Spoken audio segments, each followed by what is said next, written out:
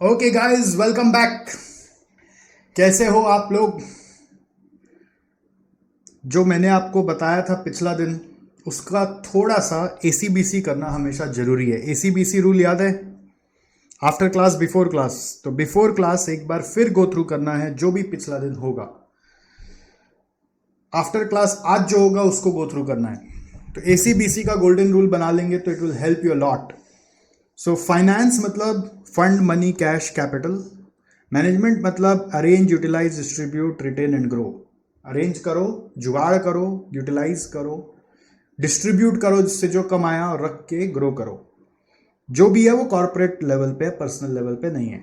Source of finance में owner's fund होता है और बोरोड फंड होता है। ओनर्स फंड में इम्प्लाइड ऑब्लिगेशन बोलते हैं, और यहां पर एक्सप्रेस्ड या फिक्स्ड ऑब्लिगेशन होता है। फिक्स्ड ऑब्लिगेशन या एक्सप्रेस्ड ऑब्लिगेशन भी बोलते हैं, और दोनों में कॉस्ट इन्वॉल्व होता है। तो हमारा धर्म बनता है कि हम कोई भी काम करें तो उसमें फंड प्रॉपरली यूटिलाइज करने के समय उसका जो कॉस्ट है उसको जरूर रिकवर करें। ठीक है? ऑब्जेक्टिव यही है कि वेल्थ मैक्सिमाइज करना। और वेल्थ कब मैक्सिमाइज होता है? जब जितना रिक्वायर्ड है उससे ज्यादा हम कमा पा रहे हैं। शॉर्ट टर्म में वेल्थ मतलब प्रॉफिट होता है, लॉन्ग टर्म में जो प्रॉफिट एक्यूमुलेट होता जा रहा है वही वेल्थ कहलाता है। फिर रेशियो में आ गए थे। रेशियो मतलब दो नंबर्स का रिश्ता, और उसको एक्सप्रेस करने के लिए 2:3, 2/3, 0.66 और 66.7% जैसा होता है।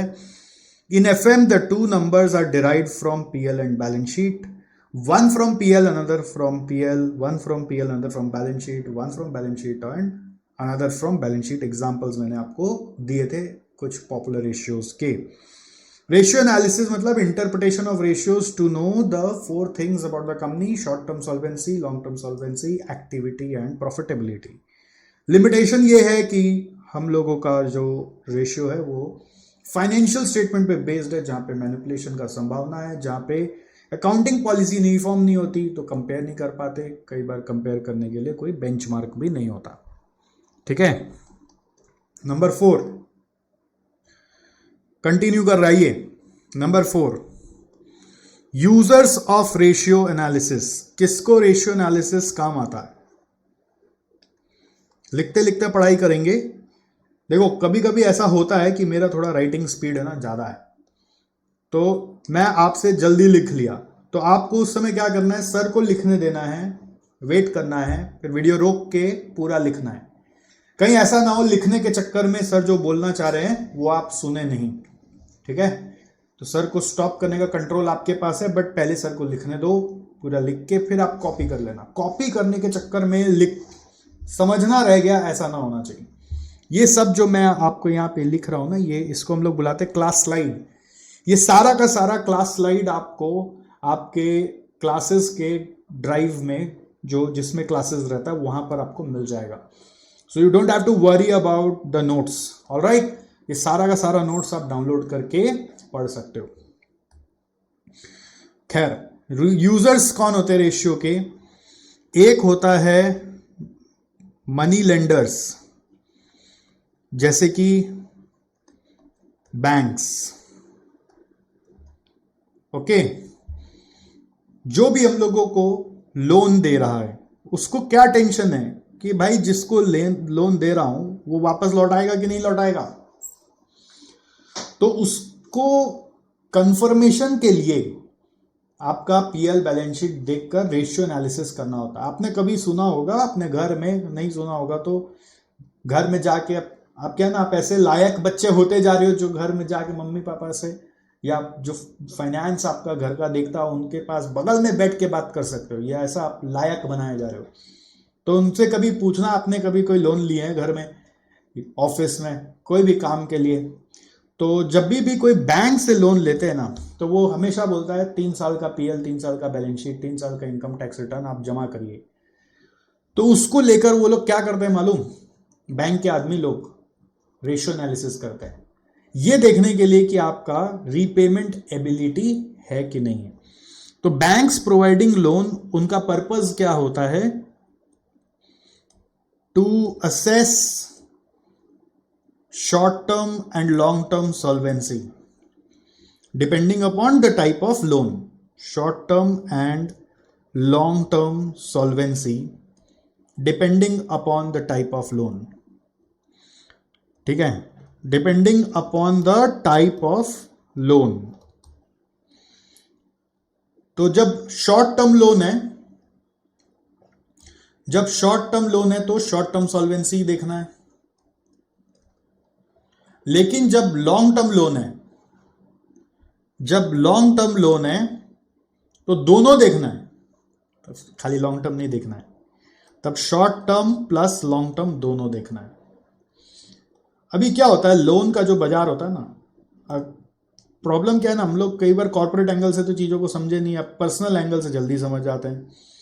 अब जैसे आपको कोई लोन चाहिए अपना, मान लीजिए ये पढ़ाई कोई फंड करने के लिए, तो आप लोन लेंगे तो आपका तो कोई पीएल बैलेंस शीट ही नहीं है, तो आपको लोन कैसे मिलेगा? तो जिसका पीएल बैलेंस शीट स्ट्रांग नहीं होता, फिर उसके लिए गारंटर लगता है, गारंटर। ठीक है, ऐसे पीएल बैलेंस शीट स्ट्रांग होने के बावजूद भी गारंटर लग सकता है, वो और एक ज़्यादा सेफ गार्ड है, बैंक्स वगैरह लेते हैं। बट अगर आप मान लीजिए ऐसे ही पढ़ाई के लिए लोन ले रहे हैं किसी और कोई दूर के रिश्तेदार से अगर लोन ले रहे हैं, तो उस समय गारंटर होता है, या उस समय वो आदमी ये सोच के दे देता है कि चल डूबा तो डूबा, अगले का भला हो जाएगा, अगर पैसा आ गया तो ठीक, नहीं तो भला हो जाएगा, ऐसे भी सोच के लोग दया माया करके भी दे देता है। ठीक है, नहीं तो बैकग्राउंड में गारंटर है, गारंटर। ऑलराइट, तो खैर ये आपको समझ में आया पॉइंट, आप इसको पूरा लिख लीजिए। मनी लेंडर्स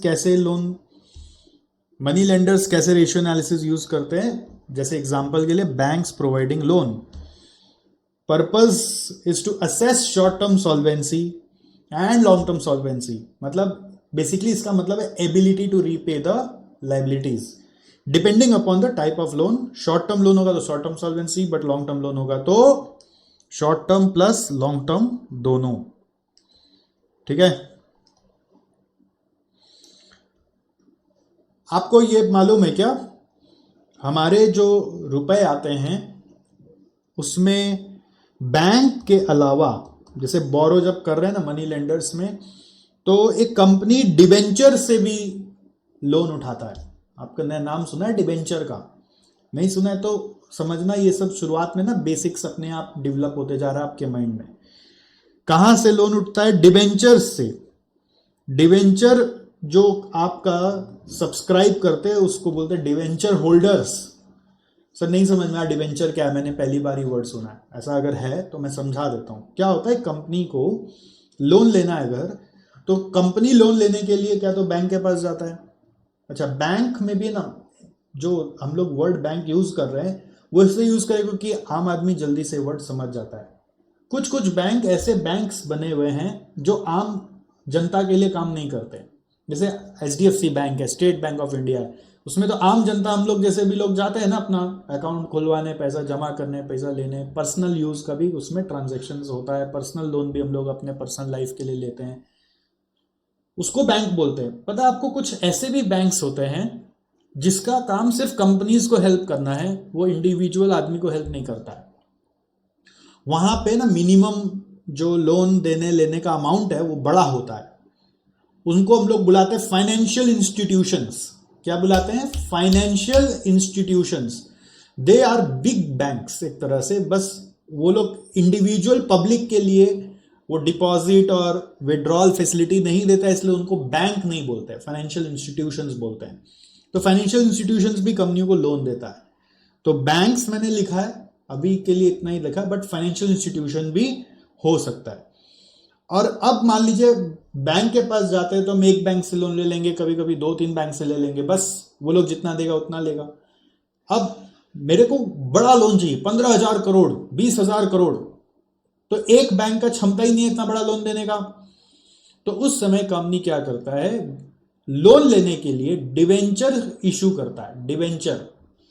डिवेंचर क्या है? कागज है, टर्म्स एंड कंडीशन उसका लोन जैसा होता है, बट वो अलाउ करता है कि पब्लिक को आप अपनी शक्ति के अनुसार हमें लोन दे सकते हो। जैसे मैं अगर भारतवर्ष में 150 करोड़ की आबादी है फॉर एग्जांपल, तो 150 करोड़ की आबादी के पास जाकर मैं लोन मांग सकता हूं।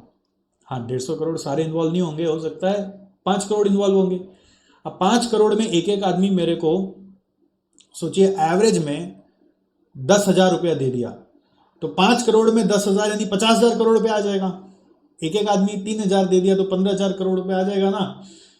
तो अब पब्लिक से लोन जब आप ले रहे हो तो वो हो जाता है थ्रू डिवेंचर्स। तो पब्लिक को एक डॉक्यूमेंट तो देना होगा ना, प्रूफ कि आपने कंपनी में पब्लिक से लोन लिया है, तो वो प्रूफ का नाम है डिवेंचर। ठीक है, तो डिवेंचर जो लोग हमारा ले लेते हैं, हम कंपनी है, अगर हम एक कंपनी है जो हमारा डिवेंचर ले लेते हैं, वो बन जाते हैं डिवेंचर होल्डर।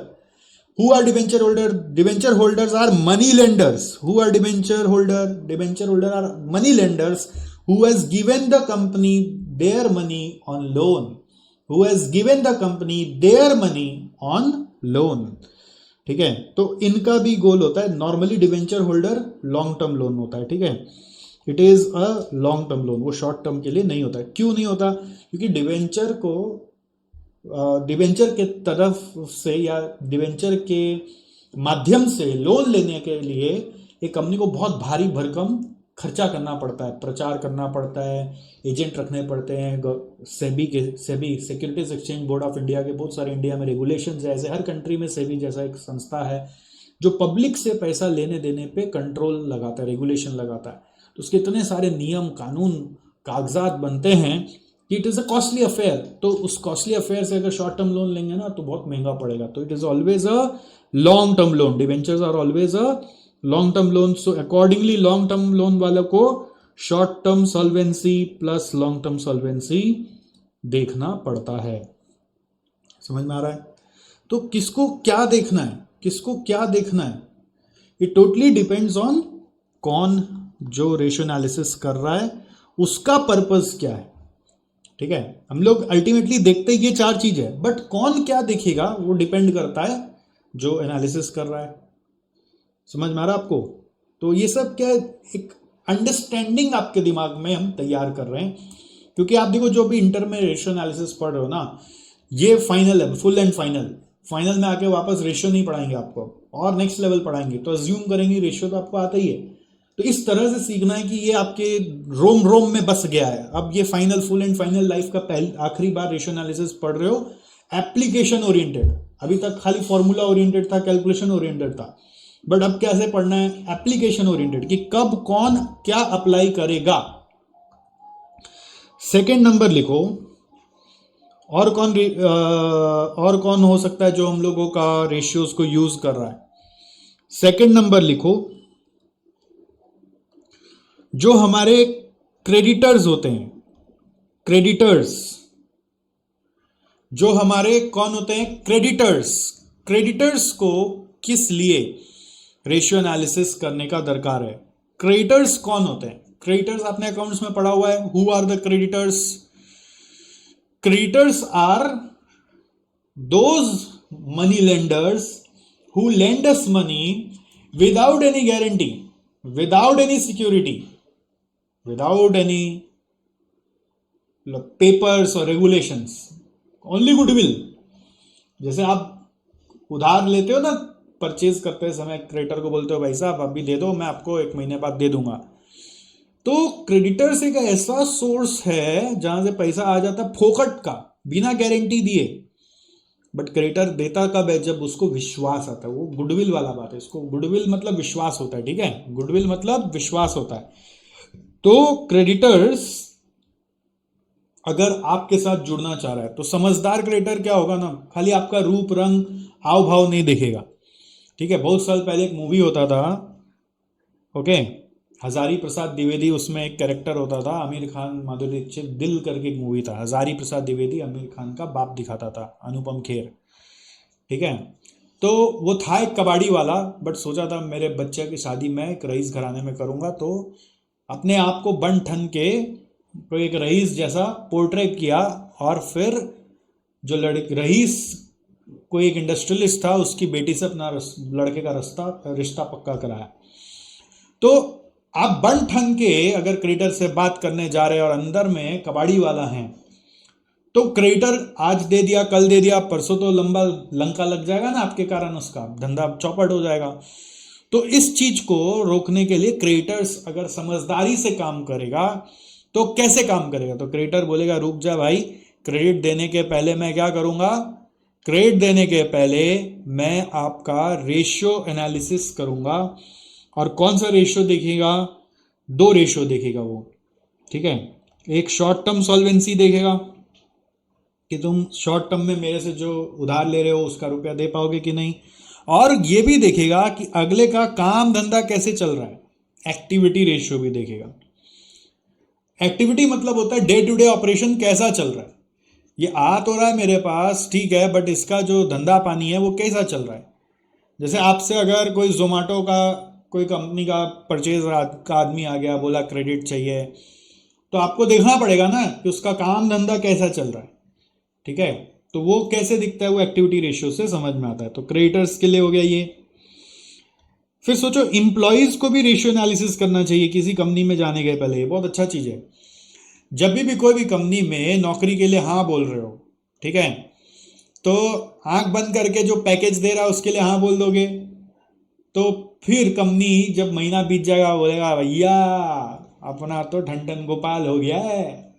तब आप महीना भर काम करते हो एज एन एम्प्लॉय, तब जाके आपको सैलरी मिलता है। तो एक महीने का क्रेडिट तो आप कंपनी को दे ही रहे हो ना, बस उनका चमक देख के, हाव भाव देख के।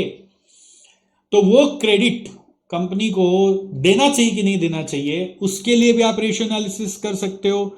और उसके लिए आप अगेन शॉर्ट टर्म सॉल्वेंसी और एक्टिविटी रेशियो देखोगे, ठीक है। अब मान लीजिए इस कंपनी में हम लोग शेयर होल्डर बन के जुड़ना चाहते हैं, शेयर होल्डर बन के कंपनी का शेयर्स खरीदना चाहते हैं। शेयर होल्डर से जो रुपया आता है ना, वो ओन्ड फंड की कैटेगरी में आता है।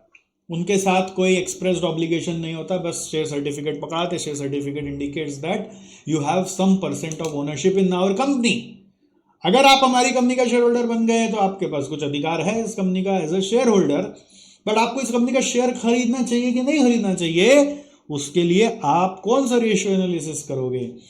तो नॉर्मली एक share holder long term investor होता है। कैसा इन्वेस्टर होता है, लॉन्ग टर्म। शेयर होल्डर अगर शॉर्ट टर्म के लिए जा रहा है तो कुछ नहीं उखाड़ सकता मार्केट में, मतलब बहुत ज्यादा पैसा नहीं कमा पाएगा। तो इसलिए शेयर होल्डर को देखना पड़ता है नॉर्मली आपका प्रॉफिटेबिलिटी रेशियो।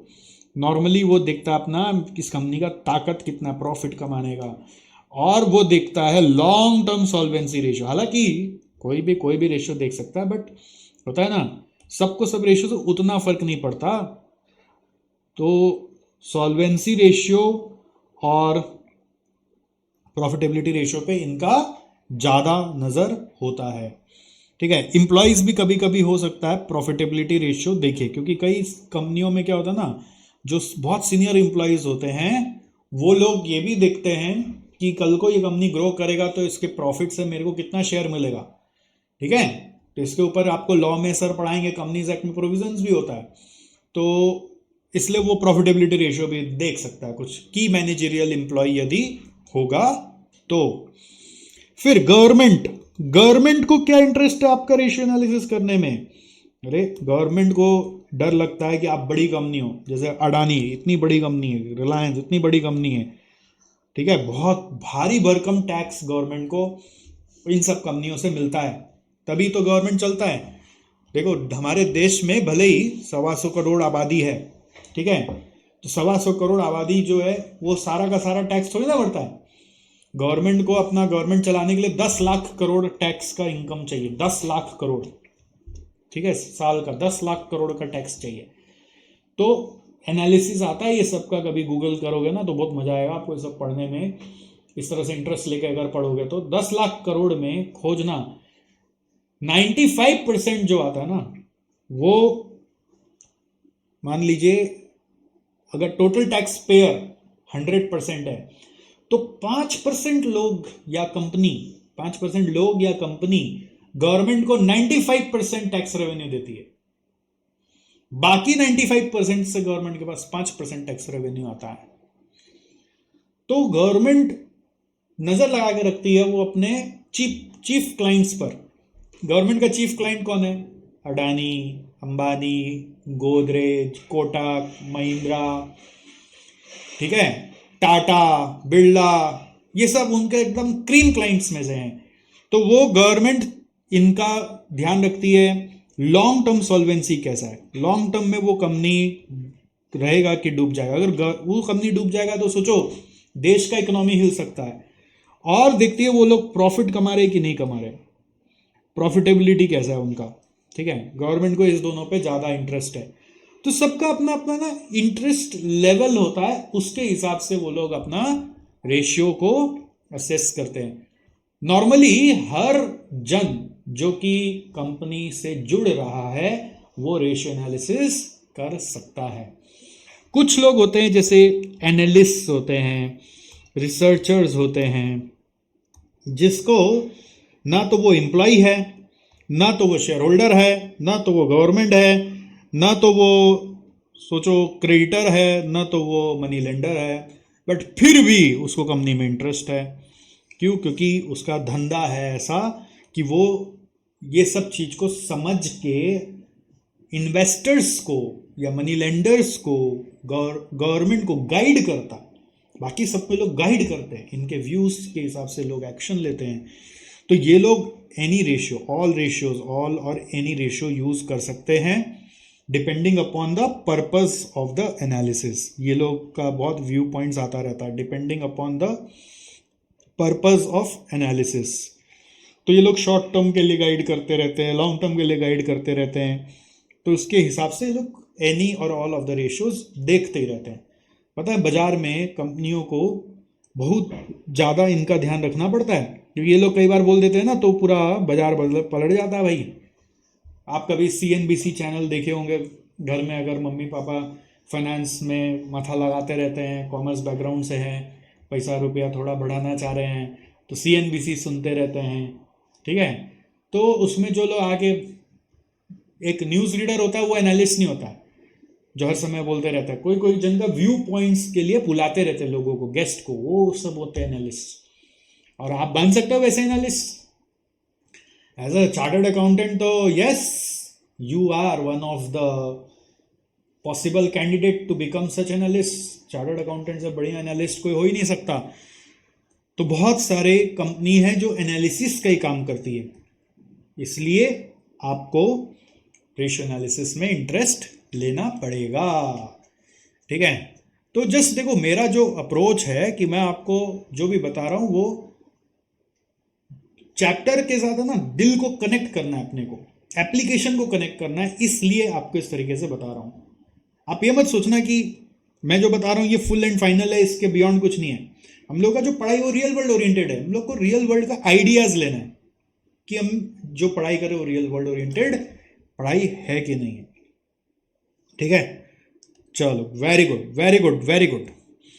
तो आगे बढ़ते हैं। नेक्स्ट इज आई होप मैं यहाँ तक जो भी आपको बताया आप लोग लिख लिए होंगे। ठीक है, यहाँ तक जो भी आपको समझाया करा आप लोग लिख लिए होंगे, ऐसा मैं अनुमान लगा रहा हूँ। लिख लो, अगर छूटा हुआ है तो लिख लो, प्लीज़ लिख लो। छूटा हुआ है तो प्लीज़ पूरा लिख के ख़त्म करो, पहले फर्स्ट पूरा लिखा के ख़त्म कर लो यहाँ तक। कभी भी मेरा आगे निकल गया, आप नहीं लिख पाए तो घबराना नहीं, मैं बीच बीच में रोक ही देता हूँ कोई नोट्स पे जाके, और नहीं भी रोका तो भी आप देखना कोई एक सेक्शन ख़त्म हो गया आप लिख लेंगे। ठीक है, that time is worth giving. कुछ बच्चे ज़बरदस्ती स्पीड बढ़ा के क्लास देखते हैं, तो स्पीड बढ़ाओ, बट मेरा क्या राय है 1.2 से ज़्यादा मत बढ़ाना।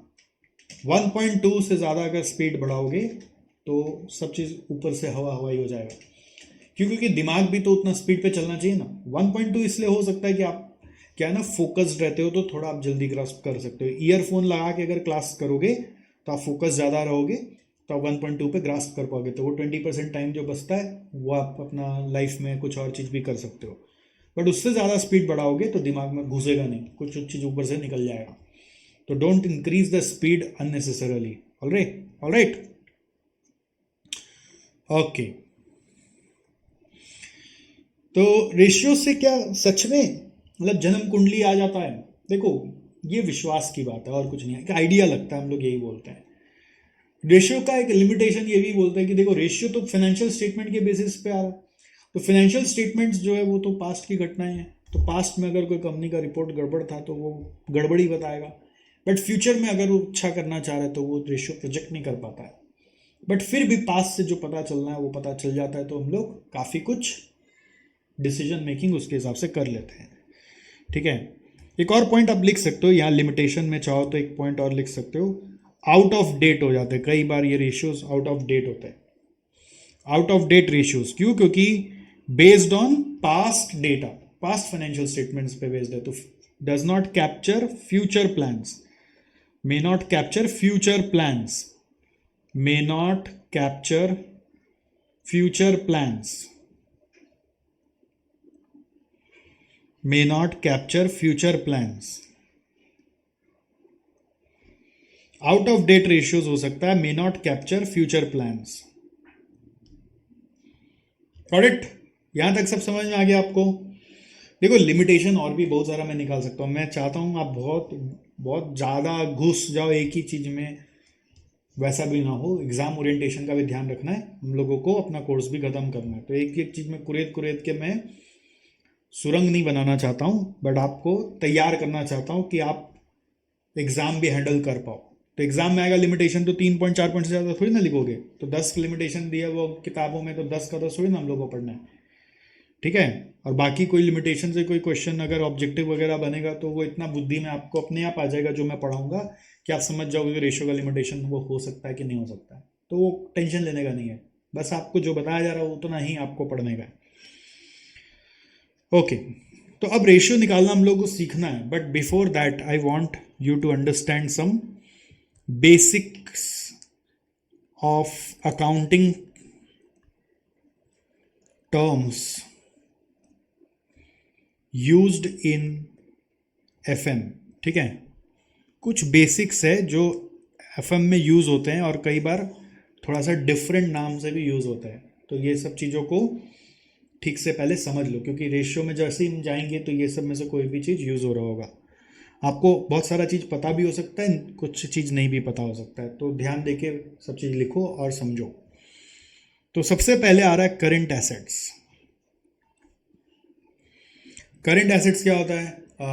ये तो पता ही है हम लोग को। करंट एसेट मतलब बैंक होता है, डेटर्स होता है। अरे वाह वाह, बैंक डेटर्स और करंट एसेट का पार्ट है, बट करंट एसेट होता क्या है? तो हम लोग बोलते हैं करंट एसेट ऐसा चीज है, द एसेट्स, लिखते रहेंगे हाँ, whose benefits are to be utilised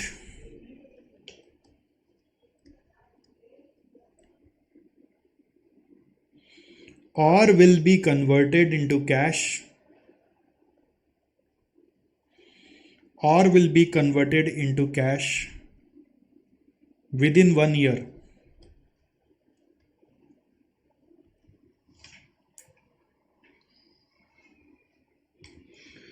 The assets whose benefits are to be utilized or will be converted into cash within 1 year.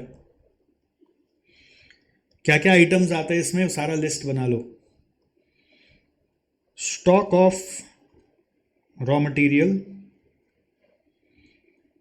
Stock of WIP, थोड़ा फटाफट लिखेंगे आप मेरे साथ साथ, क्योंकि अभी बहुत ज़्यादा दिमाग लगाने का काम नहीं है, ये सब अकाउंट्स में सीखा हुआ है, बस थोड़ा सा लिख ले रहे हैं सो दैट कुछ आइटम हम लोग के यहाँ पे काम आता हो, आप अकाउंट्स में नहीं ध्यान दिए हो तो गड़बड़ हो जाएगा, इसलिए बोल के लिखा रहा हूँ।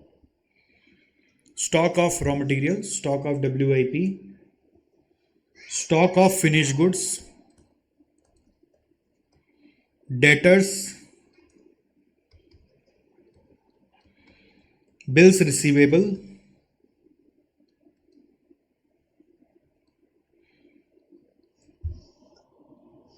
Advances given,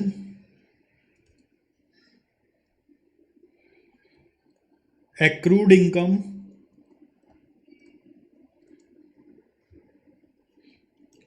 prepaid expenses,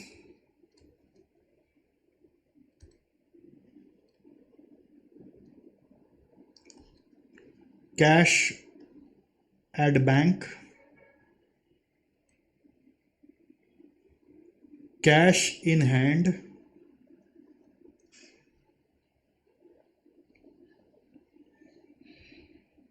short term marketable securities,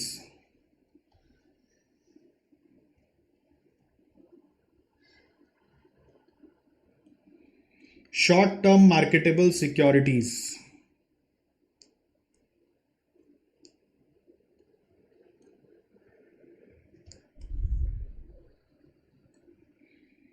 समझ में आया आपको? बहुत इजी है। जस्ट मैंने जो जो लिस्ट में नाम और हो सकते हैं वो लिख दिए। हो सकता है आपको कुछ और भी क्लिक कर रहा हो तो आप लिख लेना, कोई दिक्कत की बात नहीं है। नंबर 2 लिखो, करेंट लायबिलिटीज। आपको इससे ये समझाना चाह रहा हूं, देखो हमारी क्लासेस का डेप्थ कितना है, ठीक है? कि कोई बोल ही नहीं सकता कि हमको नहीं समझ में आया, ऐसा हो ही नहीं सकता यहाँ पे। अब वो कुछ ऐसा भी होता है, वो लोग बोलते हैं कि हमको समझा के दिखाओ, पढ़ा के दिखाओ, वो अलग चीज़ है, बट अदरवाइज कोई बोल नहीं सकता कि हमको समझ नहीं आया। इस ल्यूसिडिटी बोलते हैं ना, आसानी से फ्लूइड तरीका से, ऐसे कि बस बस देखते देखते सब बैठ गया है, ऐसा होता है यहाँ पे। द लायबिलिटीज which are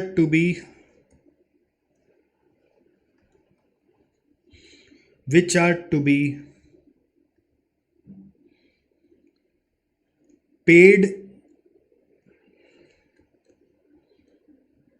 और क्या बोलते हैं, मेट, एक वर्ड यूज होता है met, within a year, जो एक साल के अंदर हो रहा हो, वो करंट एसेट है और करंट लायबिलिटी है, ठीक है? एग्जाम्पल, क्या क्या करंट लायबिलिटीज हो सकते हैं, लिखो। एक होता है अपना creditors,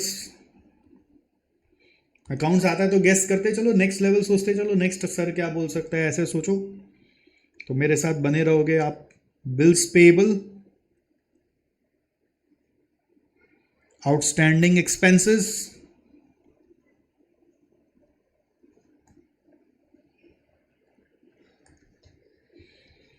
advances received,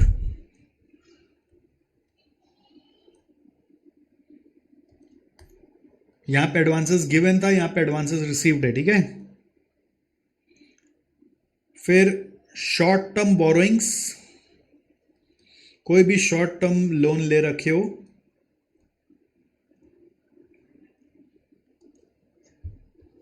bank overdraft,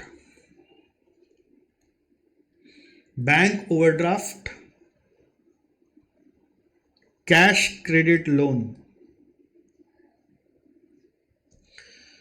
देखो बैंक ओडी क्या होता है और कैश क्रेडिट क्या होता है, ये समझ लो, ये काम का चीज है। बैंक ओडी होता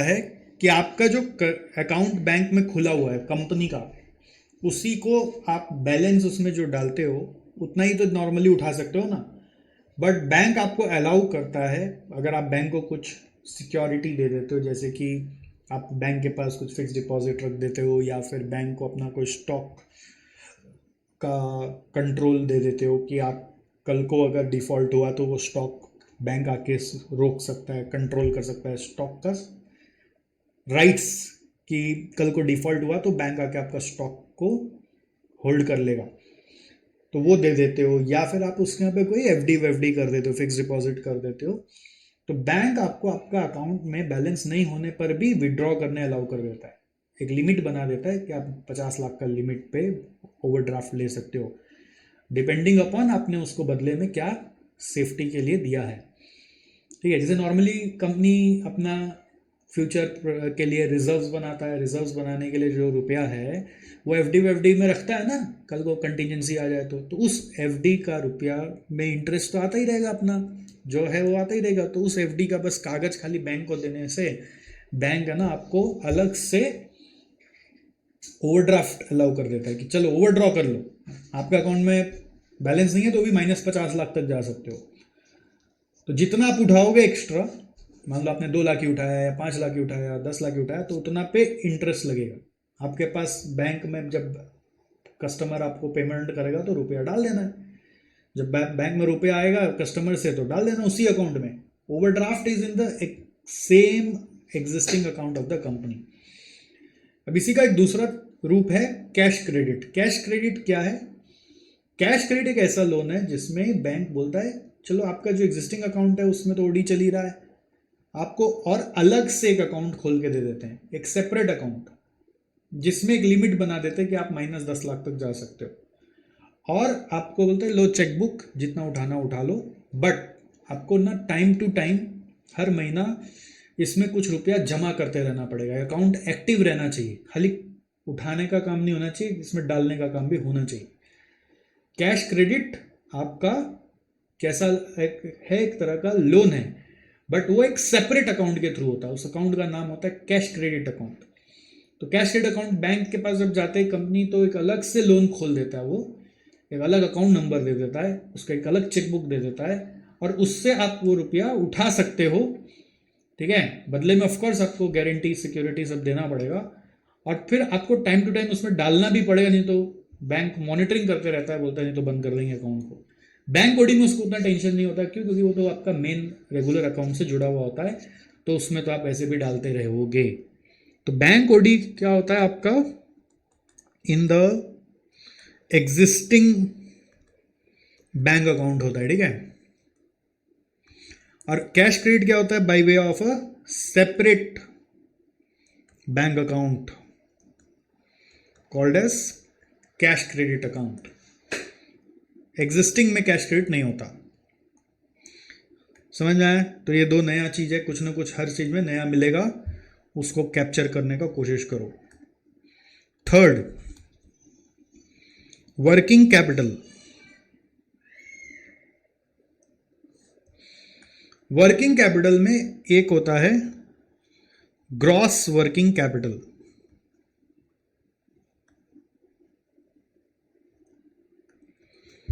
gross working capital, gross working capital का मतलब होता है the amount of capital invested in current assets. Current assets total आपका कितना है, उसको बोलते हैं ग्रॉस वर्किंग कैपिटल। ठीक है,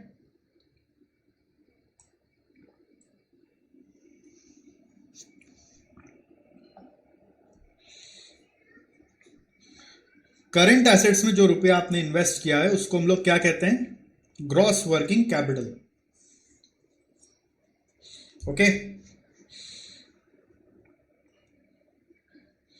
जैसे कि करंट एसेट्स में क्या होता है? स्टॉक होता है, डेटर्स होता है, आपका कुछ प्रीपेड एक्सपेंसेस होता है, बिल्स रिसीवेबल होता है, वो सब ग्रॉस है। Next, net working capital. Net working capital क्या होता है?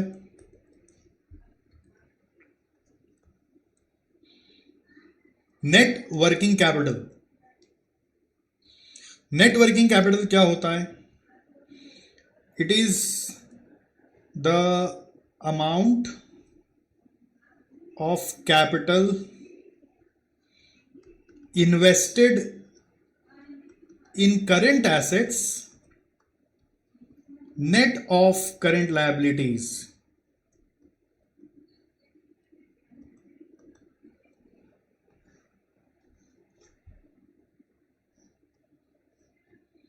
समझ में आया यहां पे क्या लिखा हुआ है? Amount of capital invested in current assets net of current liabilities. Amount of capital invested in current assets net of current liabilities. देखो कैसे होता है, इसका कॉन्सेप्ट समझो। एक बिजनेस होता है ना, तो उसमें फ्लो कैसे बनता है देखना, फ्लो को समझना। ये बैलेंस शीट समझो एक बार बिजनेस का। बैलेंस शीट में जो लायबिलिटीज है ना, उसको आज से लायबिलिटीज बोलना बंद कर दो, उसको बोलना है सोर्स है, वो सोर्स ऑफ फाइनेंस। और जो एसेट्स है उसको एसेट बोलना बंद करो, अब बोलना शुरू करो एप्लीकेशन है, वो रुपया यूज कहाँ हो रहा है।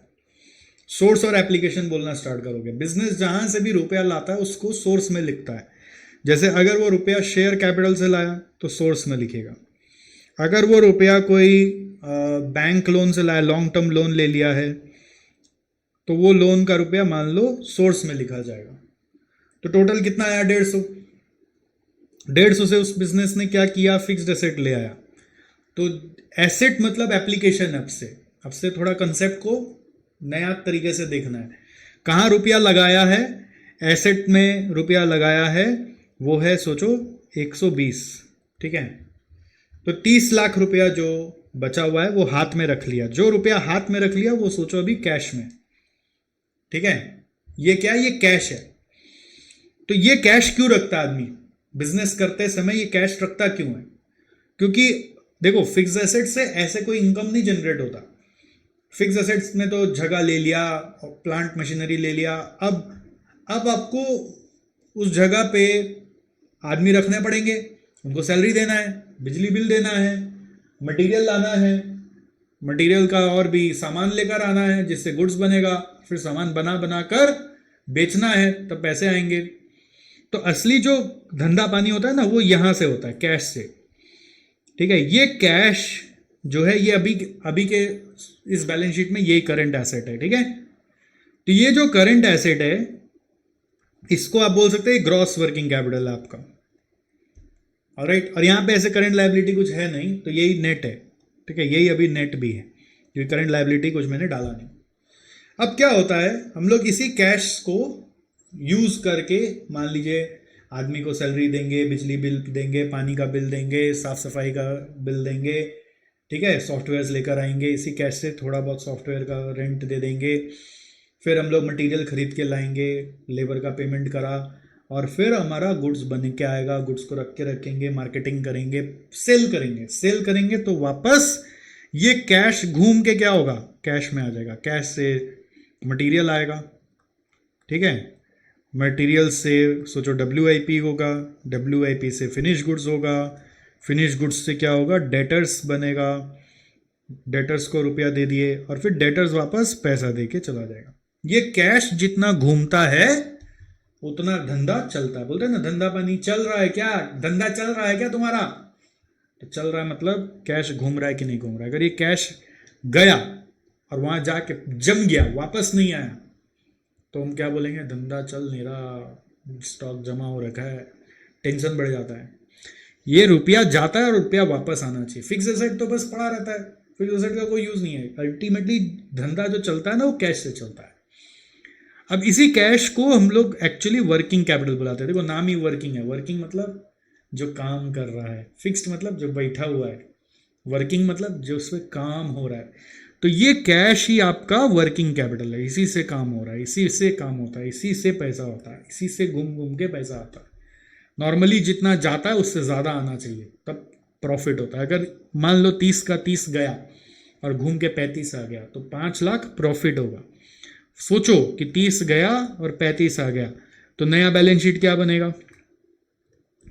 नया बैलेंस शीट बना, मान लो 150 पूरा है और एक PL का 5 आ गया, प्रॉफिट। तो फिक्स्ड एसेट 120, कैश हो गया 35।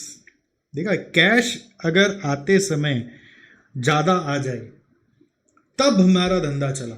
अब ये क्या होता है ना, आप जब पैसा देकर मटेरियल लेकर आते हो और ऐसा 3-4 बार चक्का घुमा लेते हो, मान लो इसे घुमा घुमा के आपने 4 टाइम्स एक बार घुमा लिया अपना पैसा, 30 से घुमा घुमा के, तो 5 × 4 20 कर लिया, तो ये 30 का 50 हो गया। अब बार बार उसी सप्लायर के पास जाते हो ना, तो आपका गुडविल बन जाता है। वो सप्लायर भरोसा कर लेता है, ओ भाई जी के बात है, फिर आ गया, मतलब इस बार थोड़ा सा धंधा को और बढ़ाना है, तो बोलो क्रेडिट देते हो क्या? तो अब वो क्या होगा ना, 4-5 बार घूम गया, हम लोग पैसा पूरा गिना दिए उसको, तो वो खुश होके हम लोगों को क्या करेगा?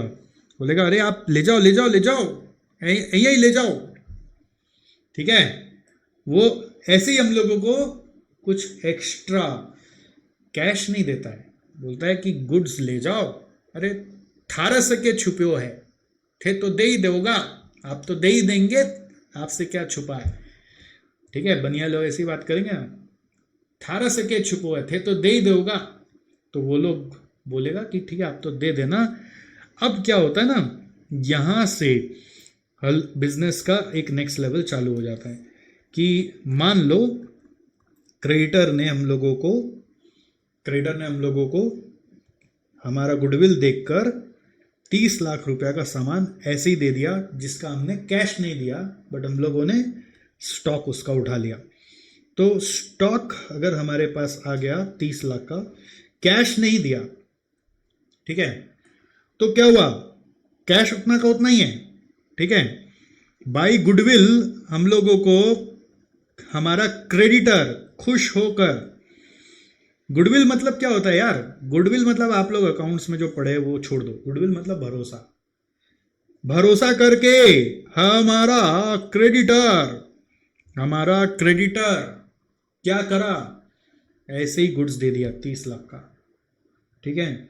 तो हमारा यहाँ पर ताकत बढ़ गई, ये ताकत है हमारा, असली ताकत यहीं से आता है। फिक्स एसेट से कोई ताकत नहीं है, असली ताकत इससे है। अब वर्किंग कैपिटल अब हम 80 घुमाएंगे, समझ गए। अब ये 80 जब घूम के वापस आएगा तो जोर का प्रॉफिट फेंकेगा नहीं, बट वो सारा का सारा पैसा जो आएगा घूम के वो मेरा नहीं है। क्यों? क्योंकि ये स्टॉक तो 30 का पैसा दिया हुआ नहीं है। तो ये जो दिया हुआ नहीं है वो है क्रेडिटर्स, जिसको आप इस तरफ लिखोगे कि उससे 30 लेकर आए, उससे 30 से स्टॉक ले लिए, या ऐसे भी बोल सकते हो क्रेडिटर आपको कैश दिया, उससे आपने उसी से बोला कि आप चलो ये कैश आप ही रखो और मुझे स्टॉक दे दो, ऐसा सोचो। जैसे क्रेडिटर कैश नहीं देता, क्रेडिटर बोलता है मेरा स्टॉक ले जाओ, एक तरह से स्टॉक लाने के लिए पैसा चाहिए, तो क्रेडिटर से ही मिल गया ना आपको एक तरह से। क्रेडिटर अपना स्टॉक दे दिया, मतलब क्रेडिटर आपको कैश दिया कि आप उससे उसी से स्टॉक ले लो। तो क्रेडिटर आपको फंड कर दिया, ठीक है। बाकी दो था जो वैसा ही है। तो आप देखिए आपका इन्वेस्टमेंट जो है ना वर्किंग कैपिटल में 80 हो गया है, बट आपका हाथ का जो रुपया लगा हुआ है वो 80 नहीं लगा हुआ, आपका हाथ का रुपया तो 50 ही है ना। तो 80 में से, क्योंकि 30 तो देने का बात है, तो हाथ का जो रुपया लगा होता है उसको बोलते हैं नेट वर्किंग कैपिटल। और जितना रुपया से आपको ताकत मिल रहा है, चल बेटा धंधा घुमा, उस ताकत को बोलते हैं ग्रॉस वर्किंग कैपिटल। समझ में आया कॉन्सेप्ट?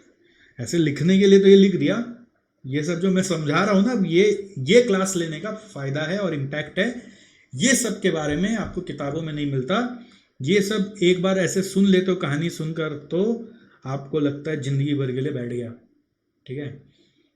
पढ़ो तो कभी ऐसा पढ़ो कि पढ़ाई भी तुम्हें याद रखे कि कभी किसी ने हमें पढ़ा था। पढ़ो तो कभी ऐसा पढ़ो कि पढ़ाई भी तुम्हें याद रखे कि किसी ने कभी हमें पढ़ा था। इसलिए इस तरीके से आपको दिमाग में बैठा लेना है वर्किंग कैपिटल का कहानी। अब आप ये तीनों सिचुएशन एक बार बना लीजिए। ये सिचुएशन ऐसे ही हाइपोथेटिकल मन से बनाया हुआ है टू एक्सप्लेन यू समथिंग, कि 30 गया तो 35 आया, ठीक है। ऐसे लिख सकते हो 30 गया 35 आया। अपने हिंदी विंदी में भी नोट्स लिखने का हैबिट रखो, नोट्स आपका है ना, तो आप अपनी भाषा में लिखिए ना। कौन बोल रहा है, कौन सा नोट से कोई एग्जाम में बोलेगा तुम 30 गया लिखे से फेल कर देंगे, ऐसा तो नहीं है। आपको समझने में आसान होना चाहिए बस। आफ्टर 4 रोटेशन, 4 बार रोटेशन करने के बाद ये बैलेंस शीट बना, ठीक है। फिर क्या हुआ, क्रेडिटर खुश हो गया, मोगैम्बो खुश हुआ, क्रेडिटर खुश हुआ, तो बाय गुडविल, ठीक है, क्रेडिटर खुश हुआ और 30 लाख का स्टॉक दे दिया।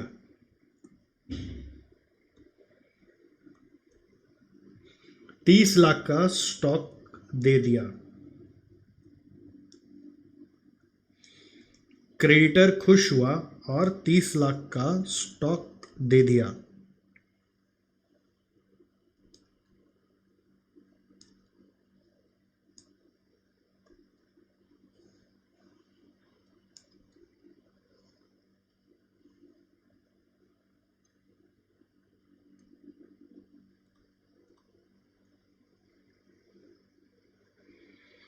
यहां तक सब समझ में आया?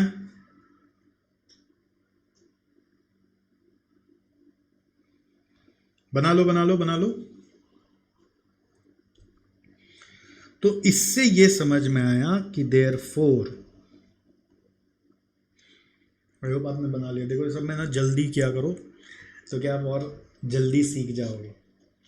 ये सब को कारीगरी से नहीं करना है, फटाफट करना है। तो इससे क्या समझ में आया कि gross working capital, total current asset है जो है 80, और नेट वर्किंग कैपिटल क्या है, करंट एसेट में current liability is 80 minus 30 is equal to 50। तो अब देखो ग्रॉस मतलब क्या है, तो ग्रॉस वर्किंग कैपिटल का मतलब है the amount of capital available to conduct day to day activities. क्या समझे? डे टू डे एक्टिविटीज के लिए कितना तुम्हारे पास अवेलेबल है, ये सब डेफिनेशन किताबों में नहीं मिलेगा। किताब वाले खाली वही वाला बोलते हैं, यही वाला। ये सर समझा रहे हैं आपको, ठीक है। नेट वर्किंग कैपिटल क्या है? नेट वर्किंग कैपिटल है जितना अपना घर से इन्वेस्ट हुआ है, the net amount invested by the company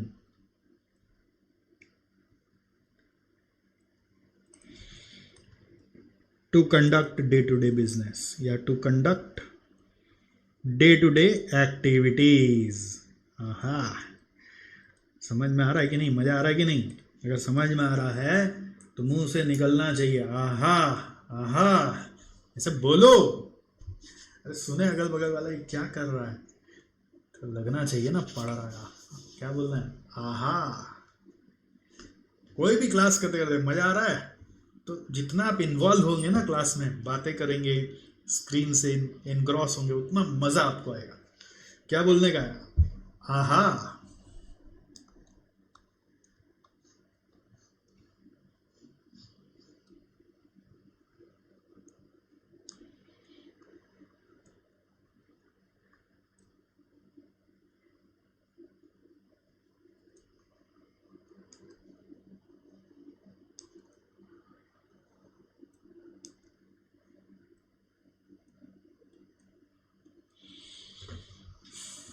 समझ में आया आपको यहां तक सारा कहानी?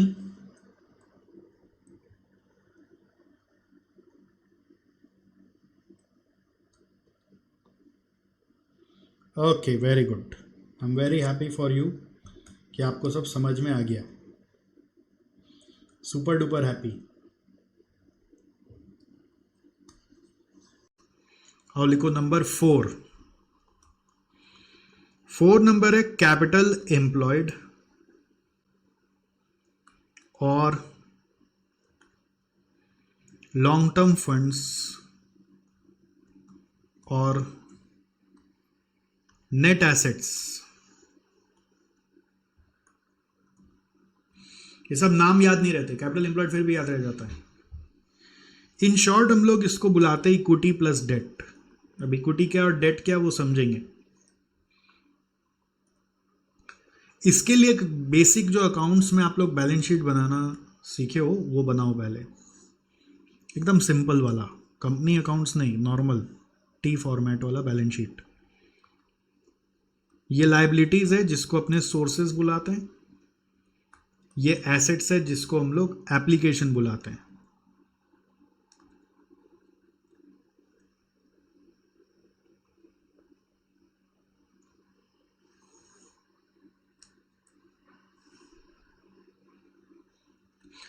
फिक्स्ड एसेट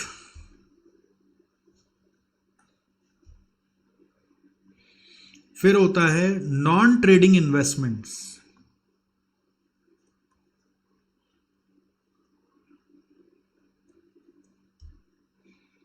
फिर लिखो करंट एसेट्स,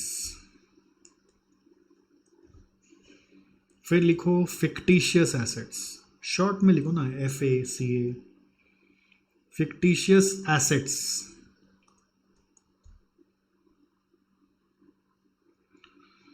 फिर इस तरफ लिखो equity share capital,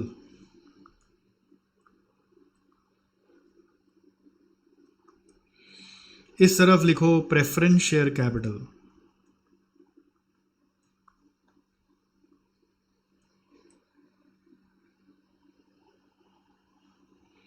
reserves and surplus,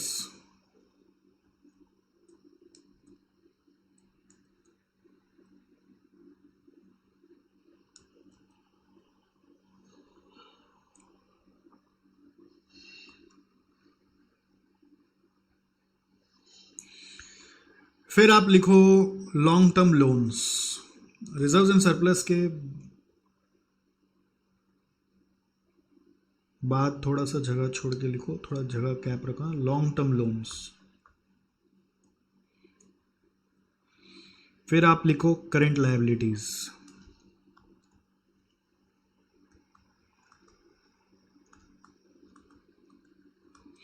तो इस तरह से बैलेंस शीट टैली होता है, इस तरह से बैलेंस शीट टैली हो जाता है, ठीक है।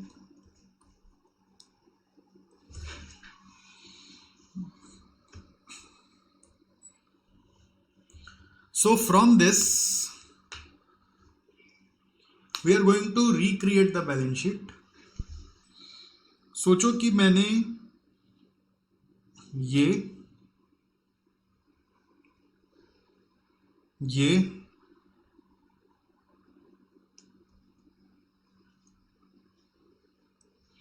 और ये तीन को एक साथ कर लिया और इधर बाकी सबको एक साथ कर दिया। ऐसे दो कलर से बना लो तो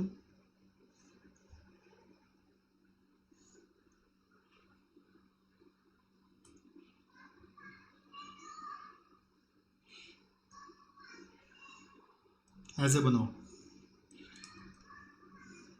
विजुअल क्रिएट करो ऐसा।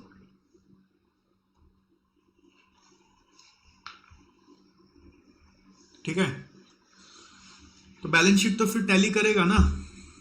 हाँ, अगर आइटम को घुमा दें तो बैलेंस शीट तो टैली करेगा। तो कैपिटल एम्प्लॉयड क्या होता है, देखो कैपिटल एम्प्लॉयड एसेट साइड से अगर हम जाएंगे तो this is suppose to be fixed asset plus current asset minus current liability. जो उस तरफ का चीज है इसको माइनस में डाल देंगे। ओके, समझ में आया। और लायबिलिटी साइड से जब हम जाएंगे तो हम कैसे जाएंगे, बाकी सबको जो रेड वाला को इकट्ठा करना है। इक्विटी शेयर कैपिटल शॉर्ट में लिखो, ठीक है। Preference share capital, reserves and ऐसे लिखो। इक्विटी शेयर कैपिटल के पहले लिखो रिजर्व्स एंड सरप्लस। थोड़ा सा रीड्राफ्ट कर रहे हैं। इन दोनों को जोड़ने के बाद माइनस कर दो आप फिक्टिशियस एसेट्स।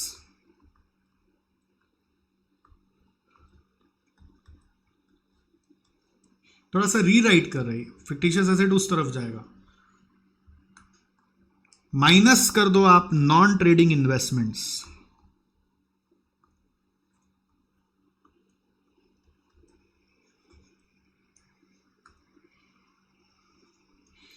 तो ये जो नेट रिजल्ट आ रहा है ना, इसका नाम है equity shareholders fund.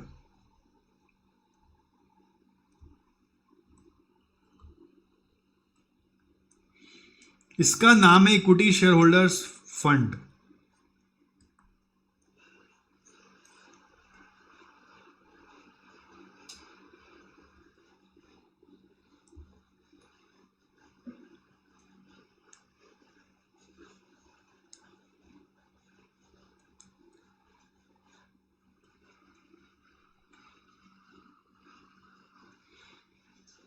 Okay, equity share holder fund के बाद प्रेफरेंस शेयर कैपिटल, इसको ऐड करके जो आ रहा है उसका नाम लिखो इक्विटी और नेटवर्थ। वर्ड इक्विटी में प्रेफरेंस शेयर कैपिटल आता है, इक्विटी शेयर होल्डर्स फंड में प्रेफरेंस शेयर कैपिटल नहीं आता है, सब नाम को थोड़ा सा ध्यान देना है। हाँ, और इसके साथ अगर हम लॉन्ग टर्म डेट को जोड़ दें, लॉन्ग टर्म लोन्स, इसी को बुलाते हैं डेट। वर्ड डेट मतलब लॉन्ग टर्म लोन्स। तो ये टोटल कैपिटल एम्प्लॉयड है, इधर से भी कैपिटल एम्प्लॉयड आ रहा है, इधर से भी कैपिटल एम्प्लॉयड आ रहा है। देखो बार फिर से विजुअलाइज कर लेना, बट इसको पूरा लिख लो आप, इसको बॉक्स करोगे, ये वाला टर्म, ये वाला टर्म, इसको बॉक्स करोगे, और ये कैपिटल एम्प्लॉयड को, और यहां पे भी कैपिटल एम्प्लॉयड को। ओके, मैंने बस बैलेंस शीट को रीराइट किया, आप सोच लो बस। जो बैलेंस शीट होता है ना, उसमें करंट लायबिलिटी उधर का चीज को इस तरफ दिखाना है तो माइनस कर दिया, नॉन ट्रेडिंग इन्वेस्टमेंट इस तरफ था तो उसको इधर कर दिया लायबिलिटी साइड में, फिक्टिशियस एसेट इधर था तो इधर करने से माइनस करना पड़ेगा। ओके, तो क्या हुआ, बैलेंस शीट को लेके ना एनालिसिस करने लगे जब, तो बहुत सारी बातें उठी कि कौन सा आइटम क्या रिप्रेजेंट कर रहा है। Alright, current asset minus current liability से नेट फिगर अगर आप निकालोगे तो ये नेट फिगर को बुलाते हैं नेट वर्किंग कैपिटल। तो आप ऊपर में सीखा ही था। ओके, अब देखो क्या हो रहा है यहां पे, पूरा लिख लो, फिर देखो, पूरा लिखो। देखो, हो सकता है मेरे को आपका स्पीड का अंदाजा नहीं है, मेरे अंदाज में आपका हो जाता है, हो सकता है कभी, बट आपका वाकई में नहीं हुआ है तो क्या करना है, वीडियो रोक के पूरा लिख लेना। ओके, चिक चिक नहीं करना है, वीडियो रोक के लिख लेना है, हंसी खुशी कि सर ऐसे आपको बोल रहे कि अपना आप लिख लो। हो सकता है मेरे को लग रहा हो आपका अभी तक हो गया, आप मेरा वेट कर रहे हो। कुछ बच्चे होते हैं ना साथ साथ लिख लेते हैं, आराम से लिख लेते हैं। तो अगर आपने साथ साथ लिख लिया है तो आपको बस आगे बढ़ना है मेरे साथ साथ। चलो आगे बढ़ते हैं।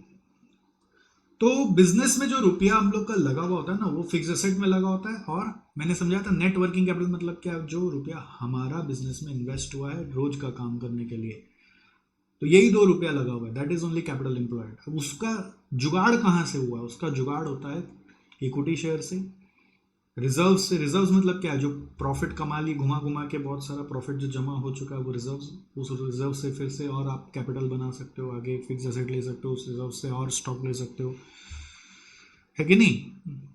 तो रिजर्व से आया, या फिर आपका प्रेफरेंस शेयर से आया, या फिर डेट से आया। 4 सोर्स से पैसा आता है, equity share, reserves, preference share या लॉन्ग टर्म डेट, ये 4 जगह से रुपए आ गए। अब क्या होता है कि आपके बैलेंस शीट में अगर नॉन ट्रेडिंग इन्वेस्टमेंट है, तो नॉन ट्रेडिंग इन्वेस्टमेंट मतलब क्या होता है, नॉन ट्रेडिंग इन्वेस्टमेंट मतलब आपके पास घुमा घुमा के पैसा जमा हुआ था, आपको लगा कि आपके बिजनेस में भी यूज नहीं है, तो आपने किसी और कंपनी का बिजनेस में इन्वेस्ट करके रख दिया एक बार कि चलो ठीक है कुछ दिन वहां पड़ा रहने दो। तो वो जो रुपया होता है वो इक्विटी शेयर होल्डर को बिलोंग करता है, इसलिए इक्विटी शेयर होल्डर फंड में उसको एडजस्ट किया गया है। मतलब इक्विटी शेयर होल्डर फंड मतलब क्या होता है, इक्विटी शेयर होल्डर फंड मतलब होता है कि इक्विटी शेयर होल्डर का कितना पैसा बिजनेस में लगा हुआ है, ठीक है, कितना पैसा हमारा फिक्स एसेट और नेट वर्किंग कैपिटल में लगा हुआ है। फंड मतलब जो बिजनेस में लगा हुआ है, फंड वर्ड मतलब क्या है, जो बिजनेस में लगा हुआ है। अच्छा, नॉन ट्रेडिंग इन्वेस्टमेंट को माइनस क्यों किया, माइनस इसलिए किया क्योंकि वो पैसा हमारा बिजनेस में नहीं लगा हुआ, वो हम अपने पैसा था हमारे पास, बट हम किसी और का बिजनेस में जाके इन्वेस्ट कर दिए। तो जो पैसा आप किसी और का बिजनेस में इन्वेस्ट कर दिए, आपका तो बिजनेस में नहीं लगा हुआ है, इसलिए उसको माइनस कर देना है। और वो रुपया इक्विटी शेयर होल्डर का ही आप माइनस कर सकते हो। इक्विटी शेयर होल्डर का रुपया के पास ही आपके पास कंट्रोल रहता है कि आप उसको कहीं और यूज कर सकते हो, बाकी जन का रुपया को आप कहीं और यूज नहीं कर सकते, ठीक है। प्रेफरेंस शेयर कैपिटल से रुपया लाया और बिजनेस में लगा हुआ है, डेट से रुपया लाया या लॉन्ग टर्म लोन से रुपया लाया, बिजनेस में लगा हुआ है, तो वो सब ऑब्वियस है, उसमें कोई छेड़छाड़ नहीं है। बट इक्विटी शेयर होल्डर का जो रुपया लाया हुआ है उसमें इक्विटी शेयर होल्डर का ही रिजर्व्स होता है, जो रिजर्व्स का रुपया पड़ा होता है वो सब इक्विटी शेयर होल्डर को बिलोंग करता है। जो रुपया आपका नॉन ट्रेडिंग इन्वेस्टमेंट होता है, उसका मतलब रिजर्व्स का कुछ रुपया आपने कहीं और इन्वेस्ट कर दिया था बट आपका बिजनेस में नहीं लगा हुआ है, तो आप उसको माइनस कर लीजिए। आप ये मत बोले कि आपका बिजनेस में लगा हुआ है।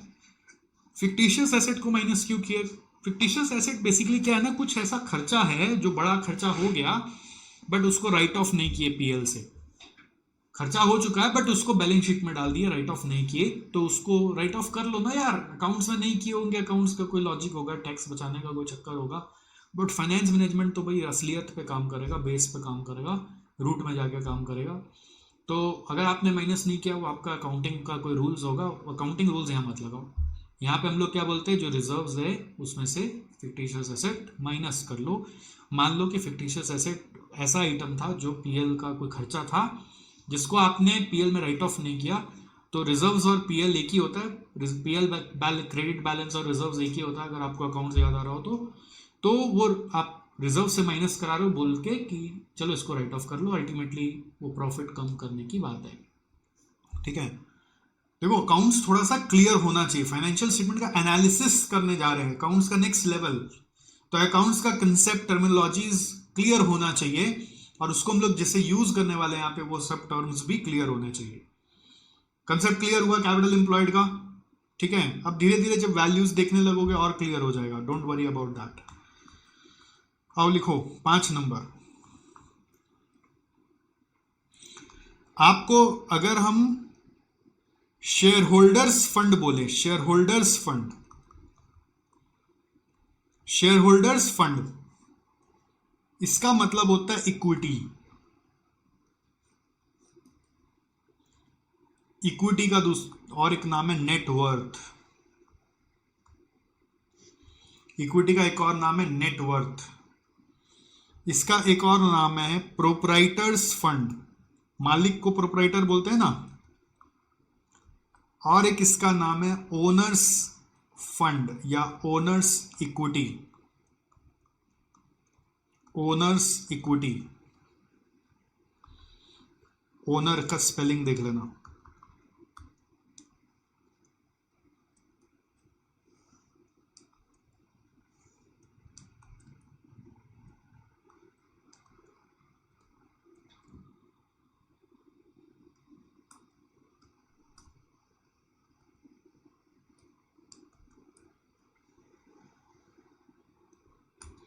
यहां तक सब समझ में आया आपको?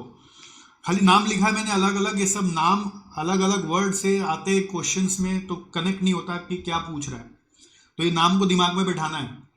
तो शेयर होल्डर्स फंड मतलब इक्विटी, और इक्विटी का मतलब क्या है, देखो ये रहा इक्विटी और नेटवर्थ, मैंने बताया था। यहाँ पे इतना जगह नहीं था तो सब नाम नहीं लिख पाए थे। तो इक्विटी का मतलब क्या क्या है, शॉर्ट में ऊपर से देख के आप लिखो, equity share capital plus reserves minus fictitious assets minus non trading investments, short में लिख दो, और plus preference share capital PSC. अरे ऊपर से देख के लिखना है यार, कितना पंगा करना है। अब ये दोनों यहां पे माइनस नहीं करके अगर हम बाद में माइनस कर दे तो कुछ नहीं होगा, कुछ नहीं फर्क पड़ेगा, आंसर आना चाहिए बस। कॉन्सेप्ट क्लियर है? नाम अलग अलग। और ये फंड मतलब क्या है, इसका मीनिंग क्या है, the amount of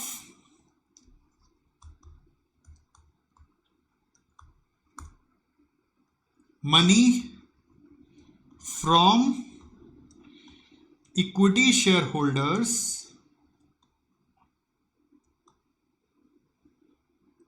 and preference shareholders